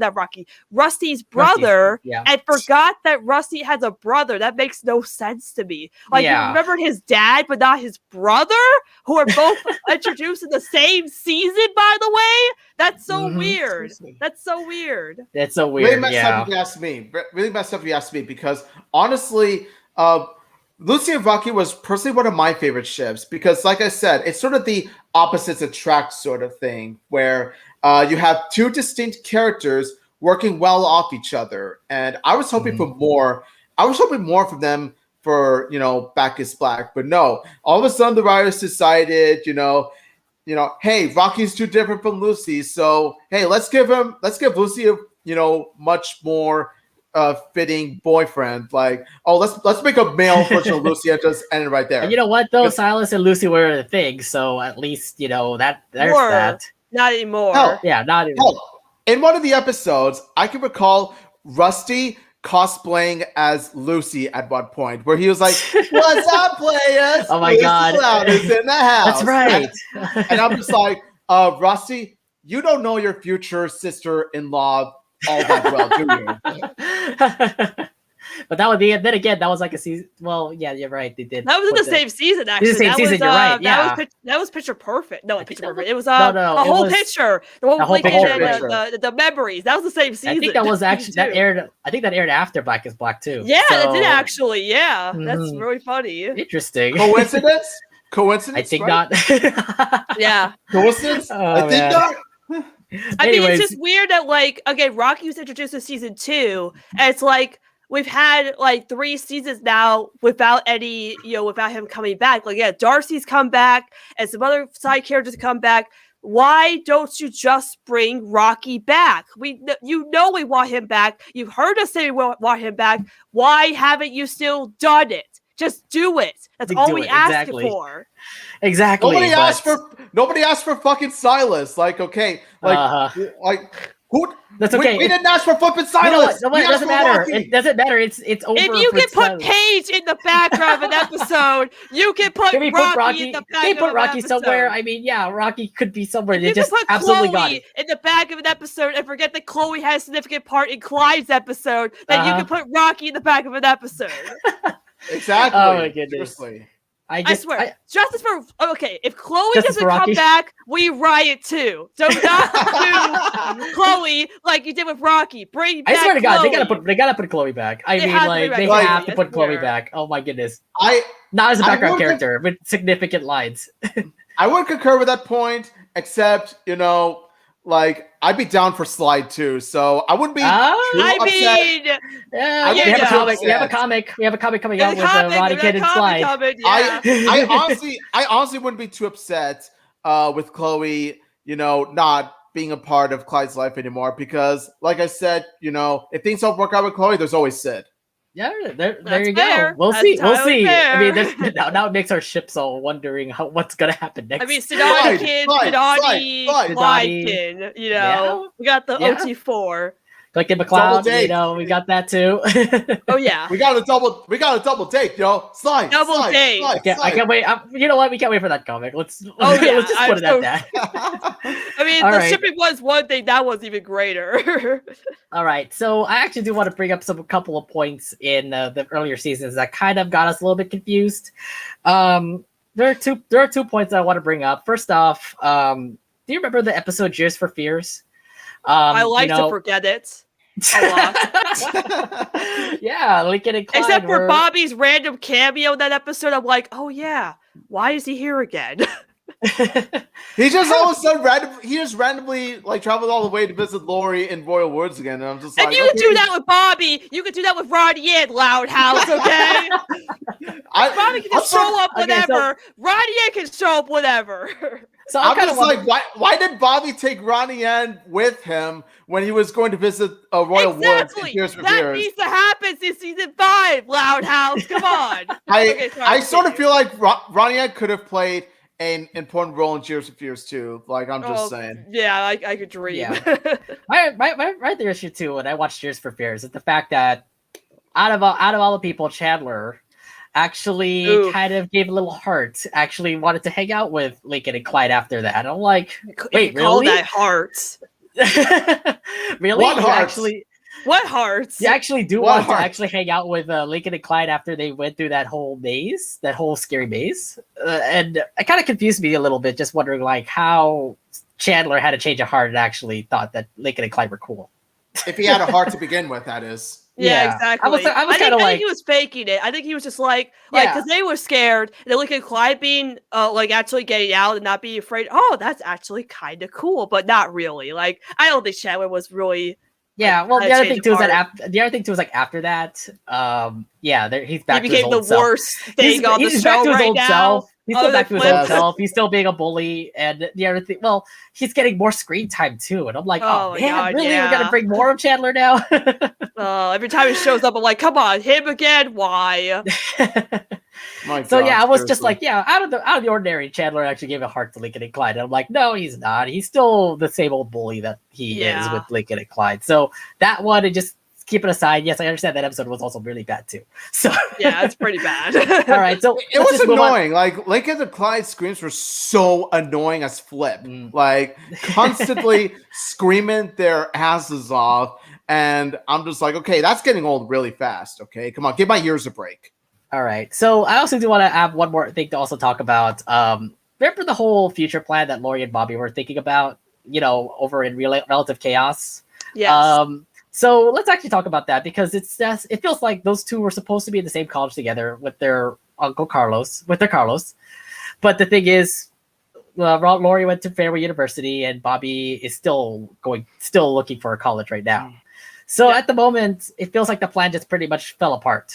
And there was no explanation what happened. It's just more like Lori just went to Fairway University, He just decided to do that. They didn't actually could talk together and say that they were going to be in a college together. That was also pretty confusing as well. The answer is the Casa Grandes happened. That's the answer I can give you. Is that because the Casa Grandes happened, they needed Bobby to, grow from just being Lori's boyfriend, which I like. Now that Bobby isn't just Lori's boyfriend, he's actually his own character and lives with his family now and moved away. They don't need to have Lori and Bobby be together all the time. Like I remember when I predicted, I thought I had this right, where since Lori moved the Fairway, she was closer to that was the whole point of, besides going to golf school, was that Lori wanted to be closer to Bobby. She's like, oh, it's only a half hour away from the city. That's perfect. I can see Bobby all the time. She hasn't visited Bobby once in the Casa Grandes. Not once. Not okay, there was flea market, but she was still in the Loud House during that. Season 2, I thought she would show up plenty of times. She doesn't show up once in season 2, which is so weird to me. Like, you would think she's closer to Bobby, she'd be visiting him. Okay, well, no, she did show up with the Louds in the Christmas episode at the end of the episode. But we all know why they're there, because Lincoln wants to see Ronnie. Anyway, but we're on the right topic with Bobby. But okay, I know a lot of people are mad about the ending. I won that night because Lincoln got a line. That's all that matters to me. He's all Ronnie, that's all that matters. Anyway, but the Lori and Bobby thing, yeah. So yeah, they wanted to go to the same college, but I feel like, again, ever since that they established Fairway, that's fine that Lori's closer to Bobby, but yet she hasn't visited him once in, the Casa Grandes. I would have thought she would show up more often. Like, Bobby did show up in school, which I liked. He helped her, with getting her stuff in the Fairway, which is really nice. Good boyfriend material there. But, with Bobby, people, with going to college, people change their plans. I mean, I didn't go to the first university I went to right away. I went to one university first, hated there, and then moved to another one, which I've been in for 3 years now, which I'm going to be graduating graduating next month. Very exciting. Oh, nice. Yeah, I'm graduating. I'm a senior. Happy early congrats. Thank you. Early congrats, yeah. Thank you very much, yeah. So, with Lori deciding that golf is her whole life now, which I don't get. I don't know why Lori decided golf was her thing. I think it's the stupidest thing they've ever done with the show. I don't like Lori just being so motivated over golf. Like, I get she likes it, but as a job, as a career, you're not gonna get anywhere, Lori. You know? I don't know.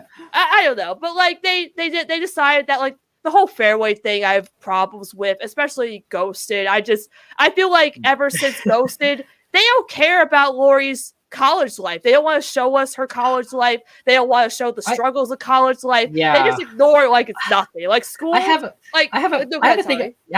thing about that. I feel like, you know, with all the season 5 episodes that we have, there only has been a couple episodes where Lori is in college. I mean, you saw it in Boss Baby, you saw it in Ghosted.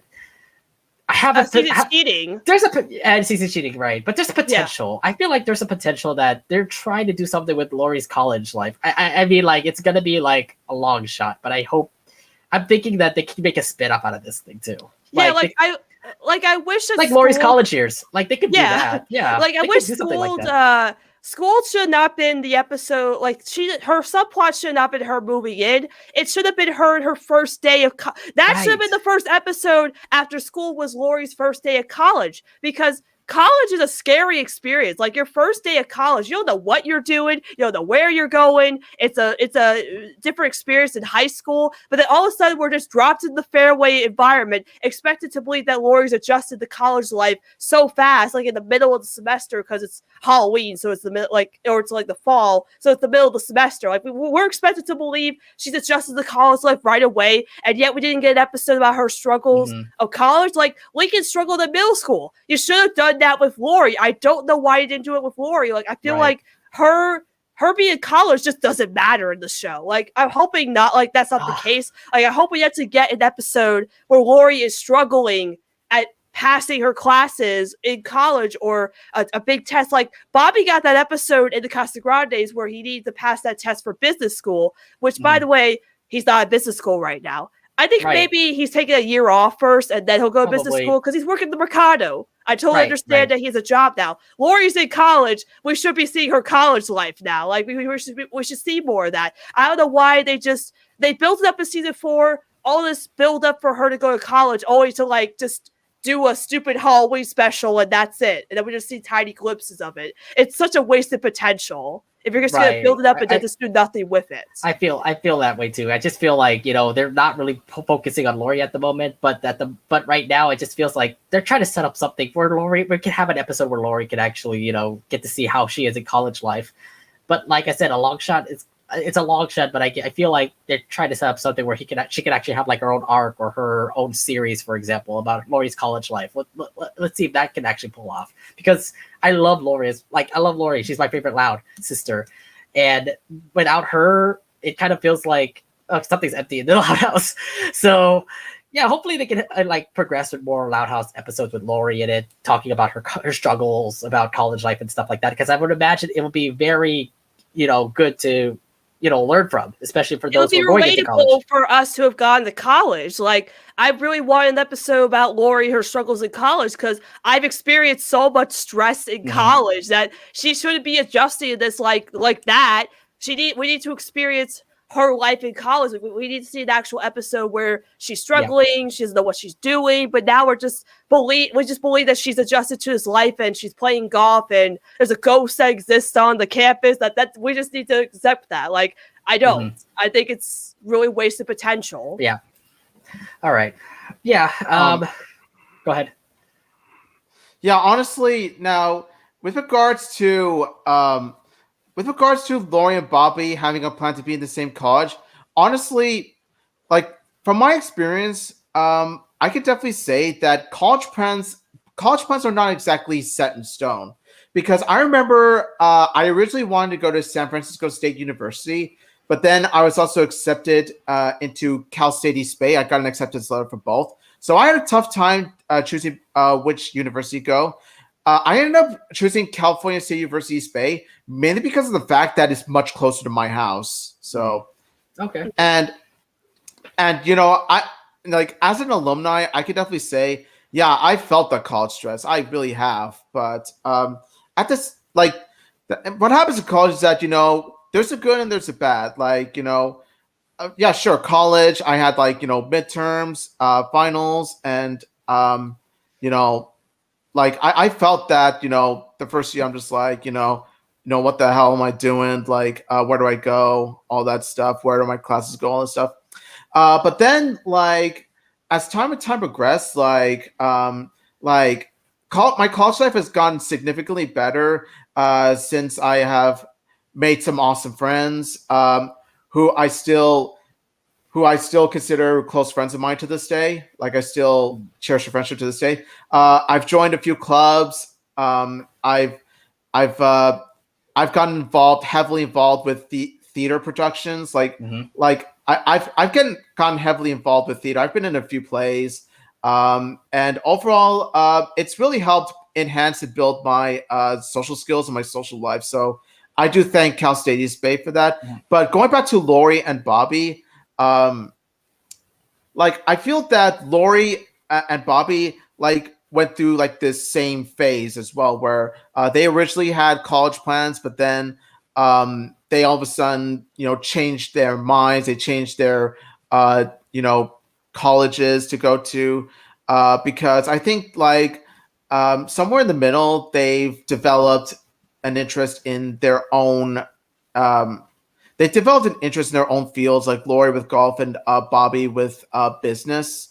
So I think that my theory is that Fairway wasn't Lori's original college plan. Actually, I think we all know that Fairway wasn't Lori's college plan. Yeah. Her original college plan was the same college that Tio Carlos teaches. So Yeah, that's what their plan was. Yeah. So I was sort of hoping that they would still go from there because, like you said, Sunny, I know that Lori does love to play golf, but honestly, I do have to agree with you there. It sort of feels far-fetched that golf would end up being Lori's main field of study. I feel that she's much more fit to be something else. Like I remember the waiting game. I remember the waiting game where Lori was working part-time in Lynn's table, and we've seen at the end that she's actually a very good planner, very good manager. Not so good on everything else when she was working at Lynn's table, but she was definitely a damn great planner, a damn great manager. And I was really hoping that they go with that plan instead of the Fairway plan. And considering the fact that, after school, we don't get much focus on Fairway University anyway, for some reason.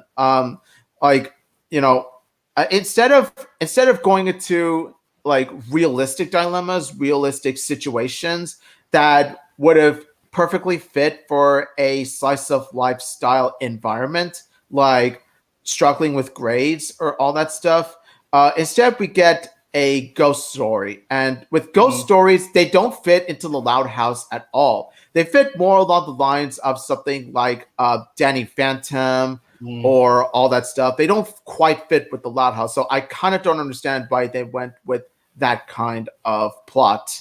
Yeah. Honestly, another thing too is that me and a couple of friends of mine, well, a couple of friends of ours from one of our Discord servers, we were actually talking about which Loud character would be, the most fitting to have her own spinoff. One of them said Lily, the other said Lola. What I said was I actually have two characters I have in mind.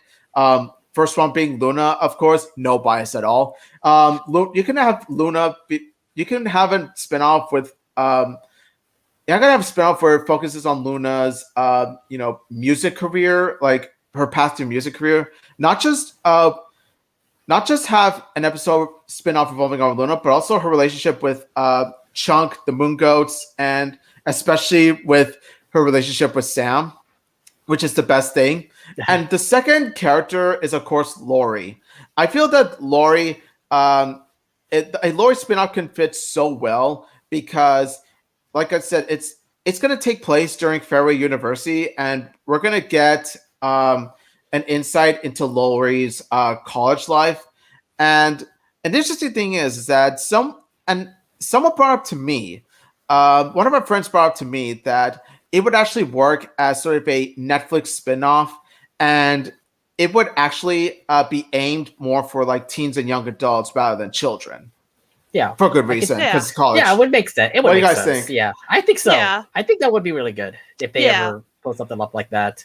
I just think that I think Lori needs to be incorporated more in the Casa Grande spinoff because she's closer to the city, and her and Bobby can see each other more often. Like, I'm surprised that, like, Bobby mentions Lori a bunch in the show, but like I remember, like, he just said, like, "Oh, I'm just calling Lori." That's like, well, what can we see her come to the city and visit, or him see her during college? Like, I'm sure they'll have an episode where the family goes to see Lori during the semester and is like, "Oh, how you doing, Lori?" Because like Lori does come back on the weekends, but we've only seen her show up like maybe in one episode. She came back when it was the Christmas episodes because that was Christmas. But any other time we haven't seen her. Is that for that random cameo Zack Attack where she was in the background for some reason? I don't know why. Strange about that, yeah. Yeah, it's so weird. It's like, was that on the weekend then? Like, why is Lori here? I don't even know. It's so weird. Also been some parts where, like, there's also been some parts where Lori has just been randomly there, like striving the party. Yeah, and then you also get to see Lori in Flying Solo. So she just randomly watches Lincoln and she's Clyde. there to see Lincoln perform. To be supportive for Lincoln. And also Lola Lana's birthday party, too. That's really nice. Like, she shows up for that. At least Lori's there just to be supportive. And the thing is, like, she doesn't need to have, like, a voice cameo as long as she's just there to be a cameo. Oh, and also, let's not forget, Lori was also in Flying Solo also. I just said that. Like, we just said that, I just said that, yeah.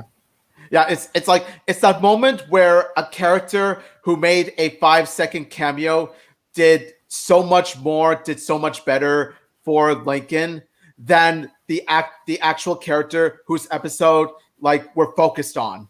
Right. Yeah. I mean, Ghosted kind of tainted my view on Lori after that, so I don't really know if that I just think I think of that episode as more of Lori being more of individual and just doing things by herself. That's just my take on it, and it just works out because I love Lori. She's great. She's I feel amazing. like it could have been better if it wasn't about could be better ghosts. It would have been better portrayed if she didn't have to deal with ghosts. She did handle the ghost situation herself. You didn't need to actually bring in I understand Lincoln and Clyde, but of course the whole Lincoln and Clyde dynamic. We can explain more about this, but we're gonna get off topic now. Yeah. All right. So since we're kind of running out of time, I just want to talk about the good of continuity. There's some good stuff that actually did come out of it. I mean, for example, let me put up the banner here. The good of continuity. You remember her? I mean, look, she just first appeared. She only Protostella. Yeah, she only first appeared in was it White Hair, and she was that one girl in the bus, and then they ended up continuing her story in Be Stella My Heart, and now we get a full little understanding of who Stella is. And that was a completely different character. They absolutely changed her up. It's just more of like, it was more of a bonding between Lincoln and Stella, and we're thinking like, oh, Lincoln and Stella could be a thing. Not anymore. Now Stella is actually part of the squad, and you know what? They're all good friends. Let it just be that way. You know what? I'll deal with that, even though I'm a huge Stella fan. I really do support the fact that Stella and Lincoln and the squad are like. Where was her bow, though? Where was her bow? They really redesigned her. They totally redesigned her. Yeah. You still could have kept the bow. I'm just saying. Yeah, maybe. I guess. I feel like the bow was orange. It was like Lincoln. You can't really clash with Lincoln. She would just be another Lincoln clone then with the bow. Right, that's true. I like her new design. I like her new design too, but then of course we're gonna be. I like it too. I like it too because for one thing, she's actually much taller than her original design, and also the fact that look at her. She looks like the kind of girl that any guy would want to hang out with. Like, she looks so fun-loving. She definitely looks the tomboy like. She definitely looks the tomboy look. Well, the thing is, like, there was a lot of boys that really liked her, especially Lincoln and the squad. And then, of course, they promised each other that they will not fulfill with like go with Stella anymore. So as Yeah. long as Stella's with the squad, they're all cool, and I'm gonna stick to the whole it. point of that episode was to say that you can just be friends with a girl and not like you don't have to like pursue a relationship just to be friends with a girl. Because all Stella wanted was just to be part of the gang, and I like exactly. that she's one of the boys, because he's one of the boys, and you don't need to be weirded out that it's a girl. So Yeah, I like that they kept her. Like, imagine, like, be still my heart. We all thought, oh, she's gone for good. But then once predictability happened, I remember we were all like, oh my God, Stella's back. She's a member of the group, and she's stuck with them since then. I think that's great. I love. And Stella. I love the fact how the writers are writing with it. Like, they're dealing with her. Like, she put her up in so many plot lines. Like, she even had her own episode in Tales of Woe. Yeah, she had her own episode of Tales of Woe, and I thought that was a really awesome episode talking about her, and also the fact that she's smart. She's also into tech and all that kind of stuff. Reminds me about myself. She's a computer tech. Yeah. Honestly, when I think Stella, I think, okay, she's Filipino. She's very smart. She knows tech. She's basically female Nate. She's basically female Nate. Hey, shut up. I'm actually, that's the reason why I love Stella, because she's like me. A younger me, but yeah, she's totally like me. I'm like, holy crap, into tech, into what was it, Filipino and all that stuff. So yeah, I have to say, it was great to see actually a character like her, and I like the fact that they redesigned her just like that. So yeah. There's other characters I also can put up too, like Haiku, for example. Haiku only appeared in Dance Dance Resolution, and then after that, she continued on being like an awesome girl for Lucy. Like, she has become the best friend for Lucy. She's in the Morticians Club with Lucy. They're co-hosts too. They're co-hosts. Yeah, they're co-hosts too. So to say the least, they, I think, developed Haiku really well. That everyone really liked her, and I like her too. I think they did a really good job with her. Yeah, I think so too. She's a really good friend to Lucy. I'm really glad that Haiku. I'm really glad they didn't forget about Haiku and just throw them into the Loud House Forgotten bin along with Chaz and Rocky. Although you can add all those dance I was gonna ask the other Dance Dance Resolution characters are they gone. can go in the trash bin they're too. Gone. Oh God. One other character that I also one other person I also do want to bring up. She only appeared in season 1, but then appeared again in season 3 because we thought that she was forgotten, and apparently now she's best friends with Lori. It's Carol Pingree. Or was. We don't know what happened to Carol now. This doesn't seem like her and Lori are friends anymore. Right. Okay, now what? Now we're all thinking what happened to Carol now. Yeah, what happened to Carol? If Lori's background friends are gone, I think Carol's gone too. Just give a good moment. The fact that throughout season 3 and 4, Lori had a great best friend, and that's Carol Pingree. So I'm pretty happy that they actually continued on with Carol. The thing is, like, she was just one person who appeared in the Loud House to replace Lori in a picture. And apparently Carol Pingree is a real rival to Lori, and she ended up, becoming best friends. And I love the fact about the selfie improvement. I thought that episode was really awesome, just seeing Carol, continue on with Carol's story and actually become her best friend. She even had an episode in Senior Moment, and I thought that was pretty cool, having Lori and Carol, hanging out together like that, Yeah, look at that. They practically look like twins. They practically look like twins. They look so alike. Yeah, for sure. I actually do love these two. I mean, these two are really awesome, best friends and all. But yeah. Yeah, I remember in season 4, Lori would mention Carol a bunch. That's right. Background. She'd be like, "Oh, I was Carol gave me these golf clubs or whatever." But then okay. Well, also in season 1 too. Remember Lori just kept on talking about Carol. Season 1 and season 2, Carol's doing this, Carol's doing that, and then of course we get it in season 3 with Self Improvement. We get to see the rivalry between Carol and Lori, and the fact that both of them just set it aside and became best friends. So I have to say, this was a good improvement for Carol, and just the fact that Carol was actually a really cool character and a best friend for Lori. That these two actually would work together. But it kind of sucks that she's kind of forgotten now. Yeah, I don't know if Carol was in the. I think. Well, actually, I guess maybe Carol was in the golf like Lori, but we don't know she's at Fairway. I don't think so. Well, she wasn't. She was into golf. I remember that in Selfie Improvement that she also did win a golf tournament. So there was a flashback. There was a flashback. Yeah, they were on the same team together. Yeah, or rivals or something. I don't remember. I remember this funny scene where Lenny's like, "Yay, Lori, you have way more points than Carol." And then Lori's like, let me explain the golf rules again one more time. I love that moment. What I love about Self Improvement is that it gives a lesson for both Lori and Carol to learn as well. Like, it's not just Carol that learns the lesson, it's also Lori, because Lori learns not to be so competitive and, not to put, herself and, her eagerness to win over other people like she was about to with Bobby. I really do love that once they both have learned not to be competitive with each other, they then become friends. I was thinking to myself, this is exactly what we wanted to happen, and they delivered perfectly. Mm-hmm. Oh, most definitely. Now, I also do want to bring up the two ships that also did come out from Alice for Love, which is obviously Sam and Luna and Luann and Betty. The thing is, they continue on with the story. Like, Luna and Sam are having like issues in Racing Hearts. Then they also did work together in Perfect Gig, and they're currently in a band together with the Moon Goats. Luann and Betty, the same thing. They, continued on with the story. They ended up liking each other during a play. They ended up having a date. And who knows what happens with Luann and Betty? I just hope that we get more episodes with Luann and Betty. Because we haven't had one since like 2019. Yeah. It's like been a while. It's been a pre-pandemic. It's all gone. Yeah. Like the last time we saw Luann and Betty is where things actually were normal. Oh. Mm-hmm. Oh, Betty showed up in Boss Baby with Luann. Oh, there they are. There they are. Oh, Bean. Luna said Sam's her girlfriend. Calm yourself down now, Bean.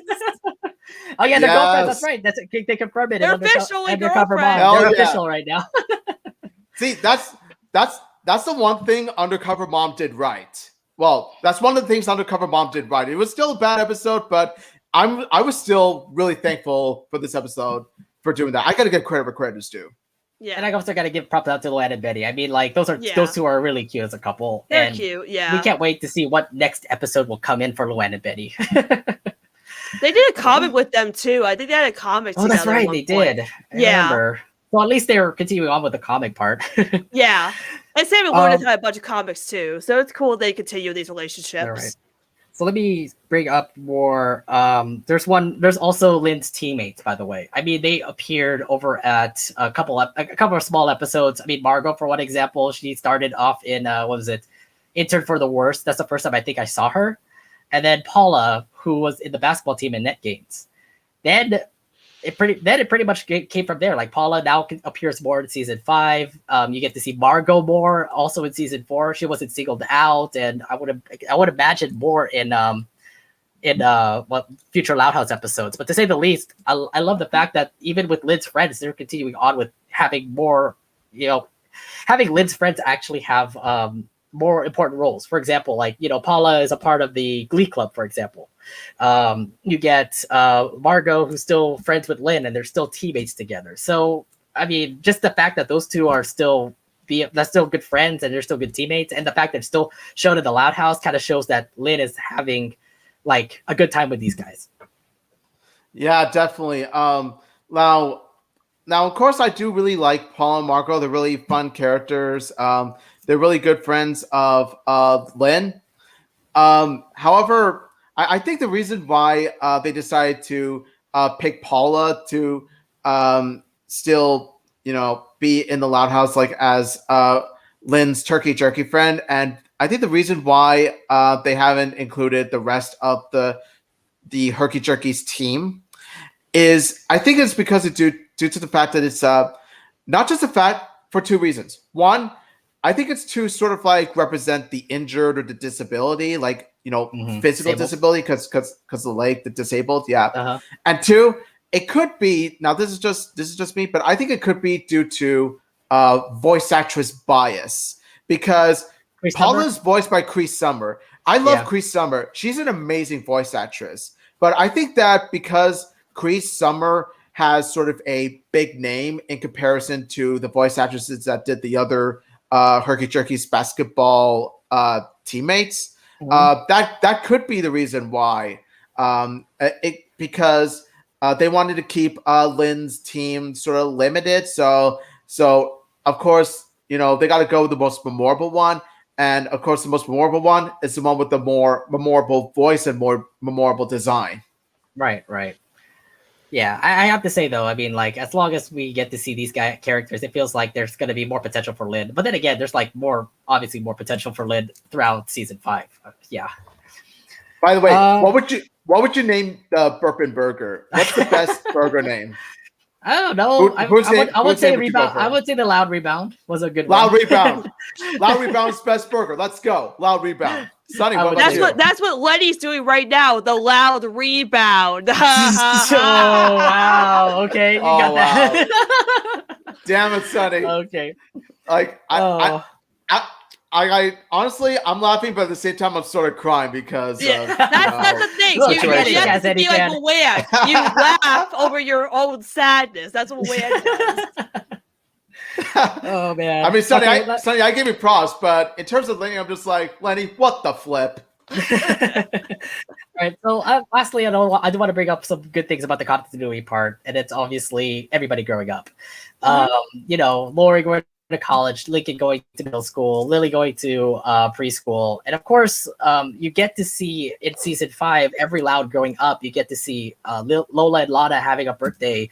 You get to see Lisa going to first grade and actually having the same teacher as Lola and Lana. So it kind of tells you there's a progression there.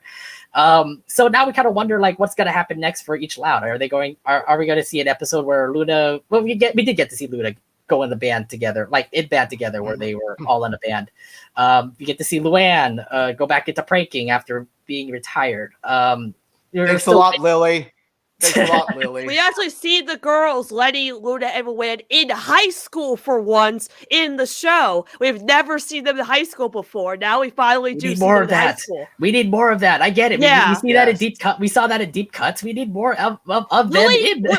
I'm surprised we haven't even got an episode where Lily goes to preschool. We saw Lily pranky, but not a preschool episode. Like, Lily, that's the whole point of school, and yet no preschool episode? That's so weird. Exactly. So there's some potential out there, but then again, we're still in the beginning phases of season 5, so there's going to be more and more episodes coming out, and you know what? Hopefully the writers will listen. They did the whole the Lenny episode, which takes over as the oldest sibling. Like that was the perfect way. That was a good one. To follow it up. Like that was a good episode. That was a good continuity. I feel they're going to come out eventually because it's going to take time because keep in mind, I think they've been listening to most of our demands from the beginning because from the beginning, we've said, I remember back in like season 1 or season 2, we said we wanted more episodes that are more focused on the Loud sisters. Like take a break from Lincoln, take a break from Clyde, take a break from focus, have sister focus episodes, which thankfully they did. They thankfully listened to us and they delivered perfectly. And then season 4, they basically gave Lincoln the backseat and forgot he was the main character of the Loud House. And then season 5 is like, all Lincoln, all the time. And I'm like, thank you. We need more of our boy Lincoln. Yeah. I think, I've said before, I think everybody agrees, season 5 Lincoln is the best Lincoln. Like, seriously, my boy is fantastic this season. Don't do anything bad to him. I love him this season, man. I love how he got portrayed. Yeah, honestly, I have to say, I really do love the season 5 version of Lincoln. Season 5 version of Lincoln has been much more likable than ever before. Whereas, like, pre-season 5 Lincoln, I do admit, like, I've had my share of cynicism towards, his pre-season 5 self. Like, I've had my share of problems with him before season 5, but then during season 5, he's definitely grown on me real fast. For sure. They look back at what makes Lincoln Lincoln, and they saw like season 1 Lincoln, he's like the man with the plan. He comes up with plans, like he's outsmarted his sisters before, and they incorporate that into his development where he's stronger, he's more intelligent, like he's it. Like you see, like in school, in middle school, he wasn't afraid to go to middle school. Like he's ready to go, and he knows what he wants to do. And like that's what makes Lincoln Lincoln, and you did it perfectly. And I loved you for it. Like that's my favorite part of season 5 is Lincoln just becoming like again the reason why Lincoln's my favorite character in the show besides Ronnie. But Loud House, that's my boy. I love him for that reason. Yeah. Yeah. Honestly, like what was I going to say? I feel that season 5 has actually managed to like do a perfect balance between Lincoln focused episodes and Loud Sister focused episodes. Like one doesn't really outbalance the other. I feel like season 5 had the best balance of both kinds of episodes for me. Yeah. Yeah. But to say the least, I mean, we're kind of in an agreement here. Season 5 has totally been a huge improvement compared to the other Loud House seasons. So I do want to ask you guys this last question, though. Do you think the Loud House has fixed this issue that it had in its previous seasons? Like the continuity issue, it looks like they're slowly improving it. And it feels like, yeah, we're getting callbacks for our like old seasons and things like that. And it feels really refreshing. The fact that they're bringing back stuff from season 1 and 2, bringing it over to season 5, showing it off. I remember one example would be Season's Cheatings, where they brought back like, you know, Lincoln screaming into a van, aka the sweet spot. You get Lincoln pretty much dressed up as her sisters and even his mom. That's just a throwback to Cover Girls. So it's like, yeah, we're huge fans. We know what these are. And I'm glad that you actually do portray it back here in season 5. And the fact that you're bringing it back tells me that you know about it. And you're bringing it back. And continuity is now slowly progressing back to what the show is all about. I mean, you're bringing back so many characters like Chloe. Well, not Chloe. Hopefully Chloe comes back. Millie. You're bringing back Darcy. You brought back. What was it? Robot. Oh, sorry. Darebot 2.0. Darebot. So it's like, yeah, you're slowly progressing here, which is great. And it just shows that this season is getting more and more progressive, and the fact that they're going to continue on with this issue and fixing it from what happened the previous seasons before. Yeah, like I think sorry. Ladies first. Okay. Ladies first. Like, I think the best episode to sum up this question is Election, and the scene where the Mayor Davis, right? That's what her name is, Mayor Davis. Yeah, she's confronting Lenny about her family, and Mayor Davis says like, "Oh man, Loud family, they've been kicked out of the pool. They caused a zombie apocalypse and all this stuff." And I'm like, Loud House remembered all of that. That's continuity. Yes, the Louds got kicked out of the pool. Yes, they started the apocalypse, the zombie apocalypse in season 4. And I'm like, sitting here like, they remember that. That's constant. That's how you do callbacks. Good job, Loud House. Like, that's the perfect episode to sum up how continuity has been basically like remembered in the season. Like, at Season Cheating was basically a season 1 throwback episode with Lincoln talking to the audience, the callback to Sweet Spot, the Cover Girls. It's like a Sweet Spot and Cover. That's what Season Cheating is. But like, I remember Lex Shun, like all of this stuff, remembering the Louds did all this. I'm like sitting here as a fan, I've been a fan of the show for now it's gonna be 5 years. It's like, yes, I remember that, and you remember that. That's great, and that's what I love about season 5. Like, again, they're not there yet. There's still some problems they need to fix. Like, I could go to get them there. But season 5 has done such a good job of remembering things from past seasons where you can incorporate that and make it work. And they did. Like, they've done such a good job with that. So I definitely say they fixed it, but haven't, like, not yet. It's not fixed yet. Like, it's getting there because we're so early in the season 5. We don't know what they have planned yet. You know, we don't know what else they're gonna do with incorporating the continuity of the show into the recent season now. For sure. How about you, Abid? Yeah. So, like, if you ask me, like, my answer would be a definite yes. Like yes, definitely, absolutely. Okay, Mabel. wrong cartoon, right? But okay, going back to this question, they definitely fixed the continuity like very well. They really did. It is true that like they haven't always nailed it. The continuity is not perfect, but it has gone so much better than it has in the beginning. Because, like I said before, there's so many callbacks, there's so many references. And so many of the friendships and relationships are still intact. Unfortunately, not all of them, but some of the more notable ones like Saluna, Luanny, Lenny and her work friends, and all that kind of stuff.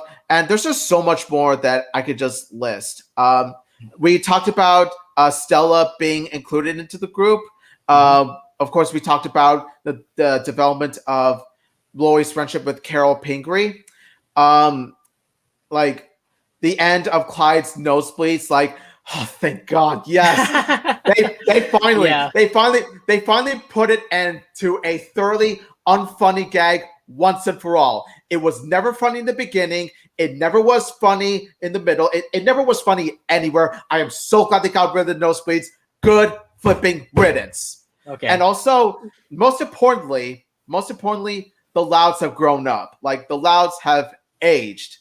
Like, honestly, like this sort of feels like the Loud House future to me. I'm just like, here we are in the future. Well, this ain't no Steven Universe, but I think what's great is they also incorporated. This is better anyway. So yeah, I think what's great too is they also incorporated the Casa Grandes because in Cursed, Lily's wearing her T-shirt and shorts, and Laurie's coming back from college. So season 5 coexists in the spinoff too, which is also great. You tie that together, so that means the Casa Grandes are aged up too. Maybe we still don't have a clear answer on that, but it could be the case as well. So I think that's also great. For sure. Yeah, honestly, like the last part that I mentioned about them growing up, honestly, that's pretty much the emphasis. Like, honestly, that's the prime example of, you know, how continuity has been improved, like, better than ever before, honestly, because think about it. This is a time skip, and, you know, and with time skips, like, it allows for the characters that we know and love, that we have followed in this show,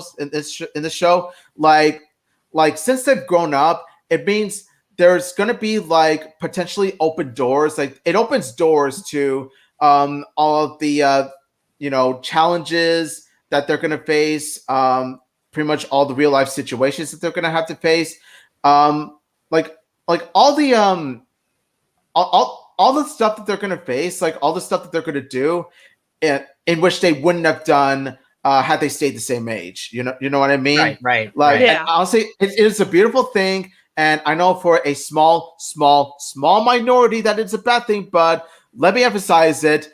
Time skip is a good thing. Growing up is essential for character growth. For sure. Okay, yeah, for sure. All right. Yeah. Well, yeah, I will have to say this for sure, that everyone is in agreement here that no doubt about it, continuity has progressed for the Loud House, and it definitely has shown in these later episodes. So we definitely hope that the continuity continues on for season 5, and we're totally excited to see what happens next for our growing Louds. That's for sure. Mm-hmm. All right. Well. Yeah. We're already over 2 hours, so we actually it's time for us to actually head out here. So I do want to thank Sunny for coming in and joining our LoudCasa Talks and talking about this issue of continuity. Thank you very much for coming in. Thank you guys for letting me come on to talk about a subject that I've probably studied for the last 5 years of this fandom, but I'm glad to contribute to a topic that is very, very, I don't know if I would say controversial, but more like a very heavy topic to talk about when it comes to the show. But again, thank you guys so much for letting me jump on to say my stuff. Yeah. Now, let me tell you, Sonny, it was such an honor having you here as our guest in LoudCasa Talks, especially with how passionate you are about Loud House, Casa Grandes, as well as Ronigan and continuity. It's just, like since this is a continuity episode, you would have definitely, like, we figured that, you would definitely be a perfect guest for this, because I know you do have a lot to say about continuity, and let me tell you, throughout this podcast, you really delivered. Like, you definitely will. You really delivered, and we do thank you for bringing your insight of continuity into the show. Well, yeah. Well, I mean, I think because I've studied the Roddy Kid relationship for the past 5 years, that I have to study their continuity, that the show's continuity has kind of been also in my field of the study because of Laurie and Bobby studying their continuity too. So like the show continuity just kind of gets jumbled in there. So I guess that's why I'm like, I would say the leading expert of continuity on the Loud House. I would say that's my title now. Besides number one Roddy Kid fan, I'd probably be continuity expert or the continuity professor. For sure. All right. So if you want to go ahead and put out your socials, go ahead and do that, Sonny. Okay, well, as you know, my name is Sunny Eclipse. I am Sunny Eclipse on Twitter, where I talk about any fandom I'm into. But I also have a podcast, which is CasaLoudChats. That podcast where I talk about the Casa Grandes and the Loud House, respectively. I'm going to be posting a new episode of my show on Monday, where I have a special guest, the real Gilbert, on the show. Gilbert is really great. He's been on this show, so I'm having on my show, which is great. So that'll be on Monday. So if you want to check out my podcast, LoudCasa Talks, you could go to the Twitter at LoudCasa Talks and look at and listen to it on any streaming platform with podcasts, Spotify, Anchor, iTunes, wherever you listen to podcasts, CasaLoudChats. And yeah, again, thank you guys for letting me come on. No doubt about it, Sunny. Well, thank you very much for your time, and hope you had a great Easter, and we'll see you next time on the next LoudCasa Talks. All right. Thank you so much. Goodbye. Later. You're awesome. I'll put the remove there. All right. Well, thank you very much for listening over to our LoudCasa Talks. If you do love our LoudCasa Talks, please go ahead and listen to it on Anchor, Spotify, Google Podcasts, and all wherever you listen to podcasts. Also, check out our YouTube channel so you can also see our recordings, and also hit that bell button so you can be notified of when we'll actually record our next LoudCasa Talks. So I've been planning up this for a long time, but the next couple of episodes we're going to be talking about each individual Loud and actually see how the future looks for them, considering that everything is growing up in season 5. So our next LoudCasa Talks, we're going to be talking about Lori Loud and see how she is going to be progressing in college, how she is with Bobby and a lot of other stuff. It's kind of like us just thinking about our predictions of what Lori will be now, considering now she's in college. Hey, I definitely know that you're gonna literally be so excited for this. Like literally. For sure. I know that. I'm gonna be talking a lot about that. But the other thing too is that in every episode we're gonna be going down the list. So we're gonna be talking about Lenny Loud next, and then we're gonna talk about Luna, Luann, Lynn, Lincoln, all the way down until the season finale where we talk about Lily. So that's pretty much how our schedule is going to be. So hopefully you guys can go ahead and check out our LoudCasa Talks next time as we talk about Lori Loud. But anyways, that's it for us here. Special shout outs to Sunny, as she was here to talk about continuity, and I thought this was a really awesome subject for her to be in. That's pretty much it for us here. Thank you very much for listening in. My name is Nate. And this is Omid saying thank you all so much for watching. Thank you all so much for listening. It was such an honor having Sunny Eclipse here. Like I said, she's a really great friend of ours in the fandom. She's really great to talk to about the Loud House, Casa Grandes, and cartoons in general. And so, in a way, thank you for supporting her as well. Go check out her show, CasaLoudChats, as well, on top of this one. So let me just say, thank you all so much for watching. And let me just say also, have a happy Easter. And until next time, smell you later, dudes.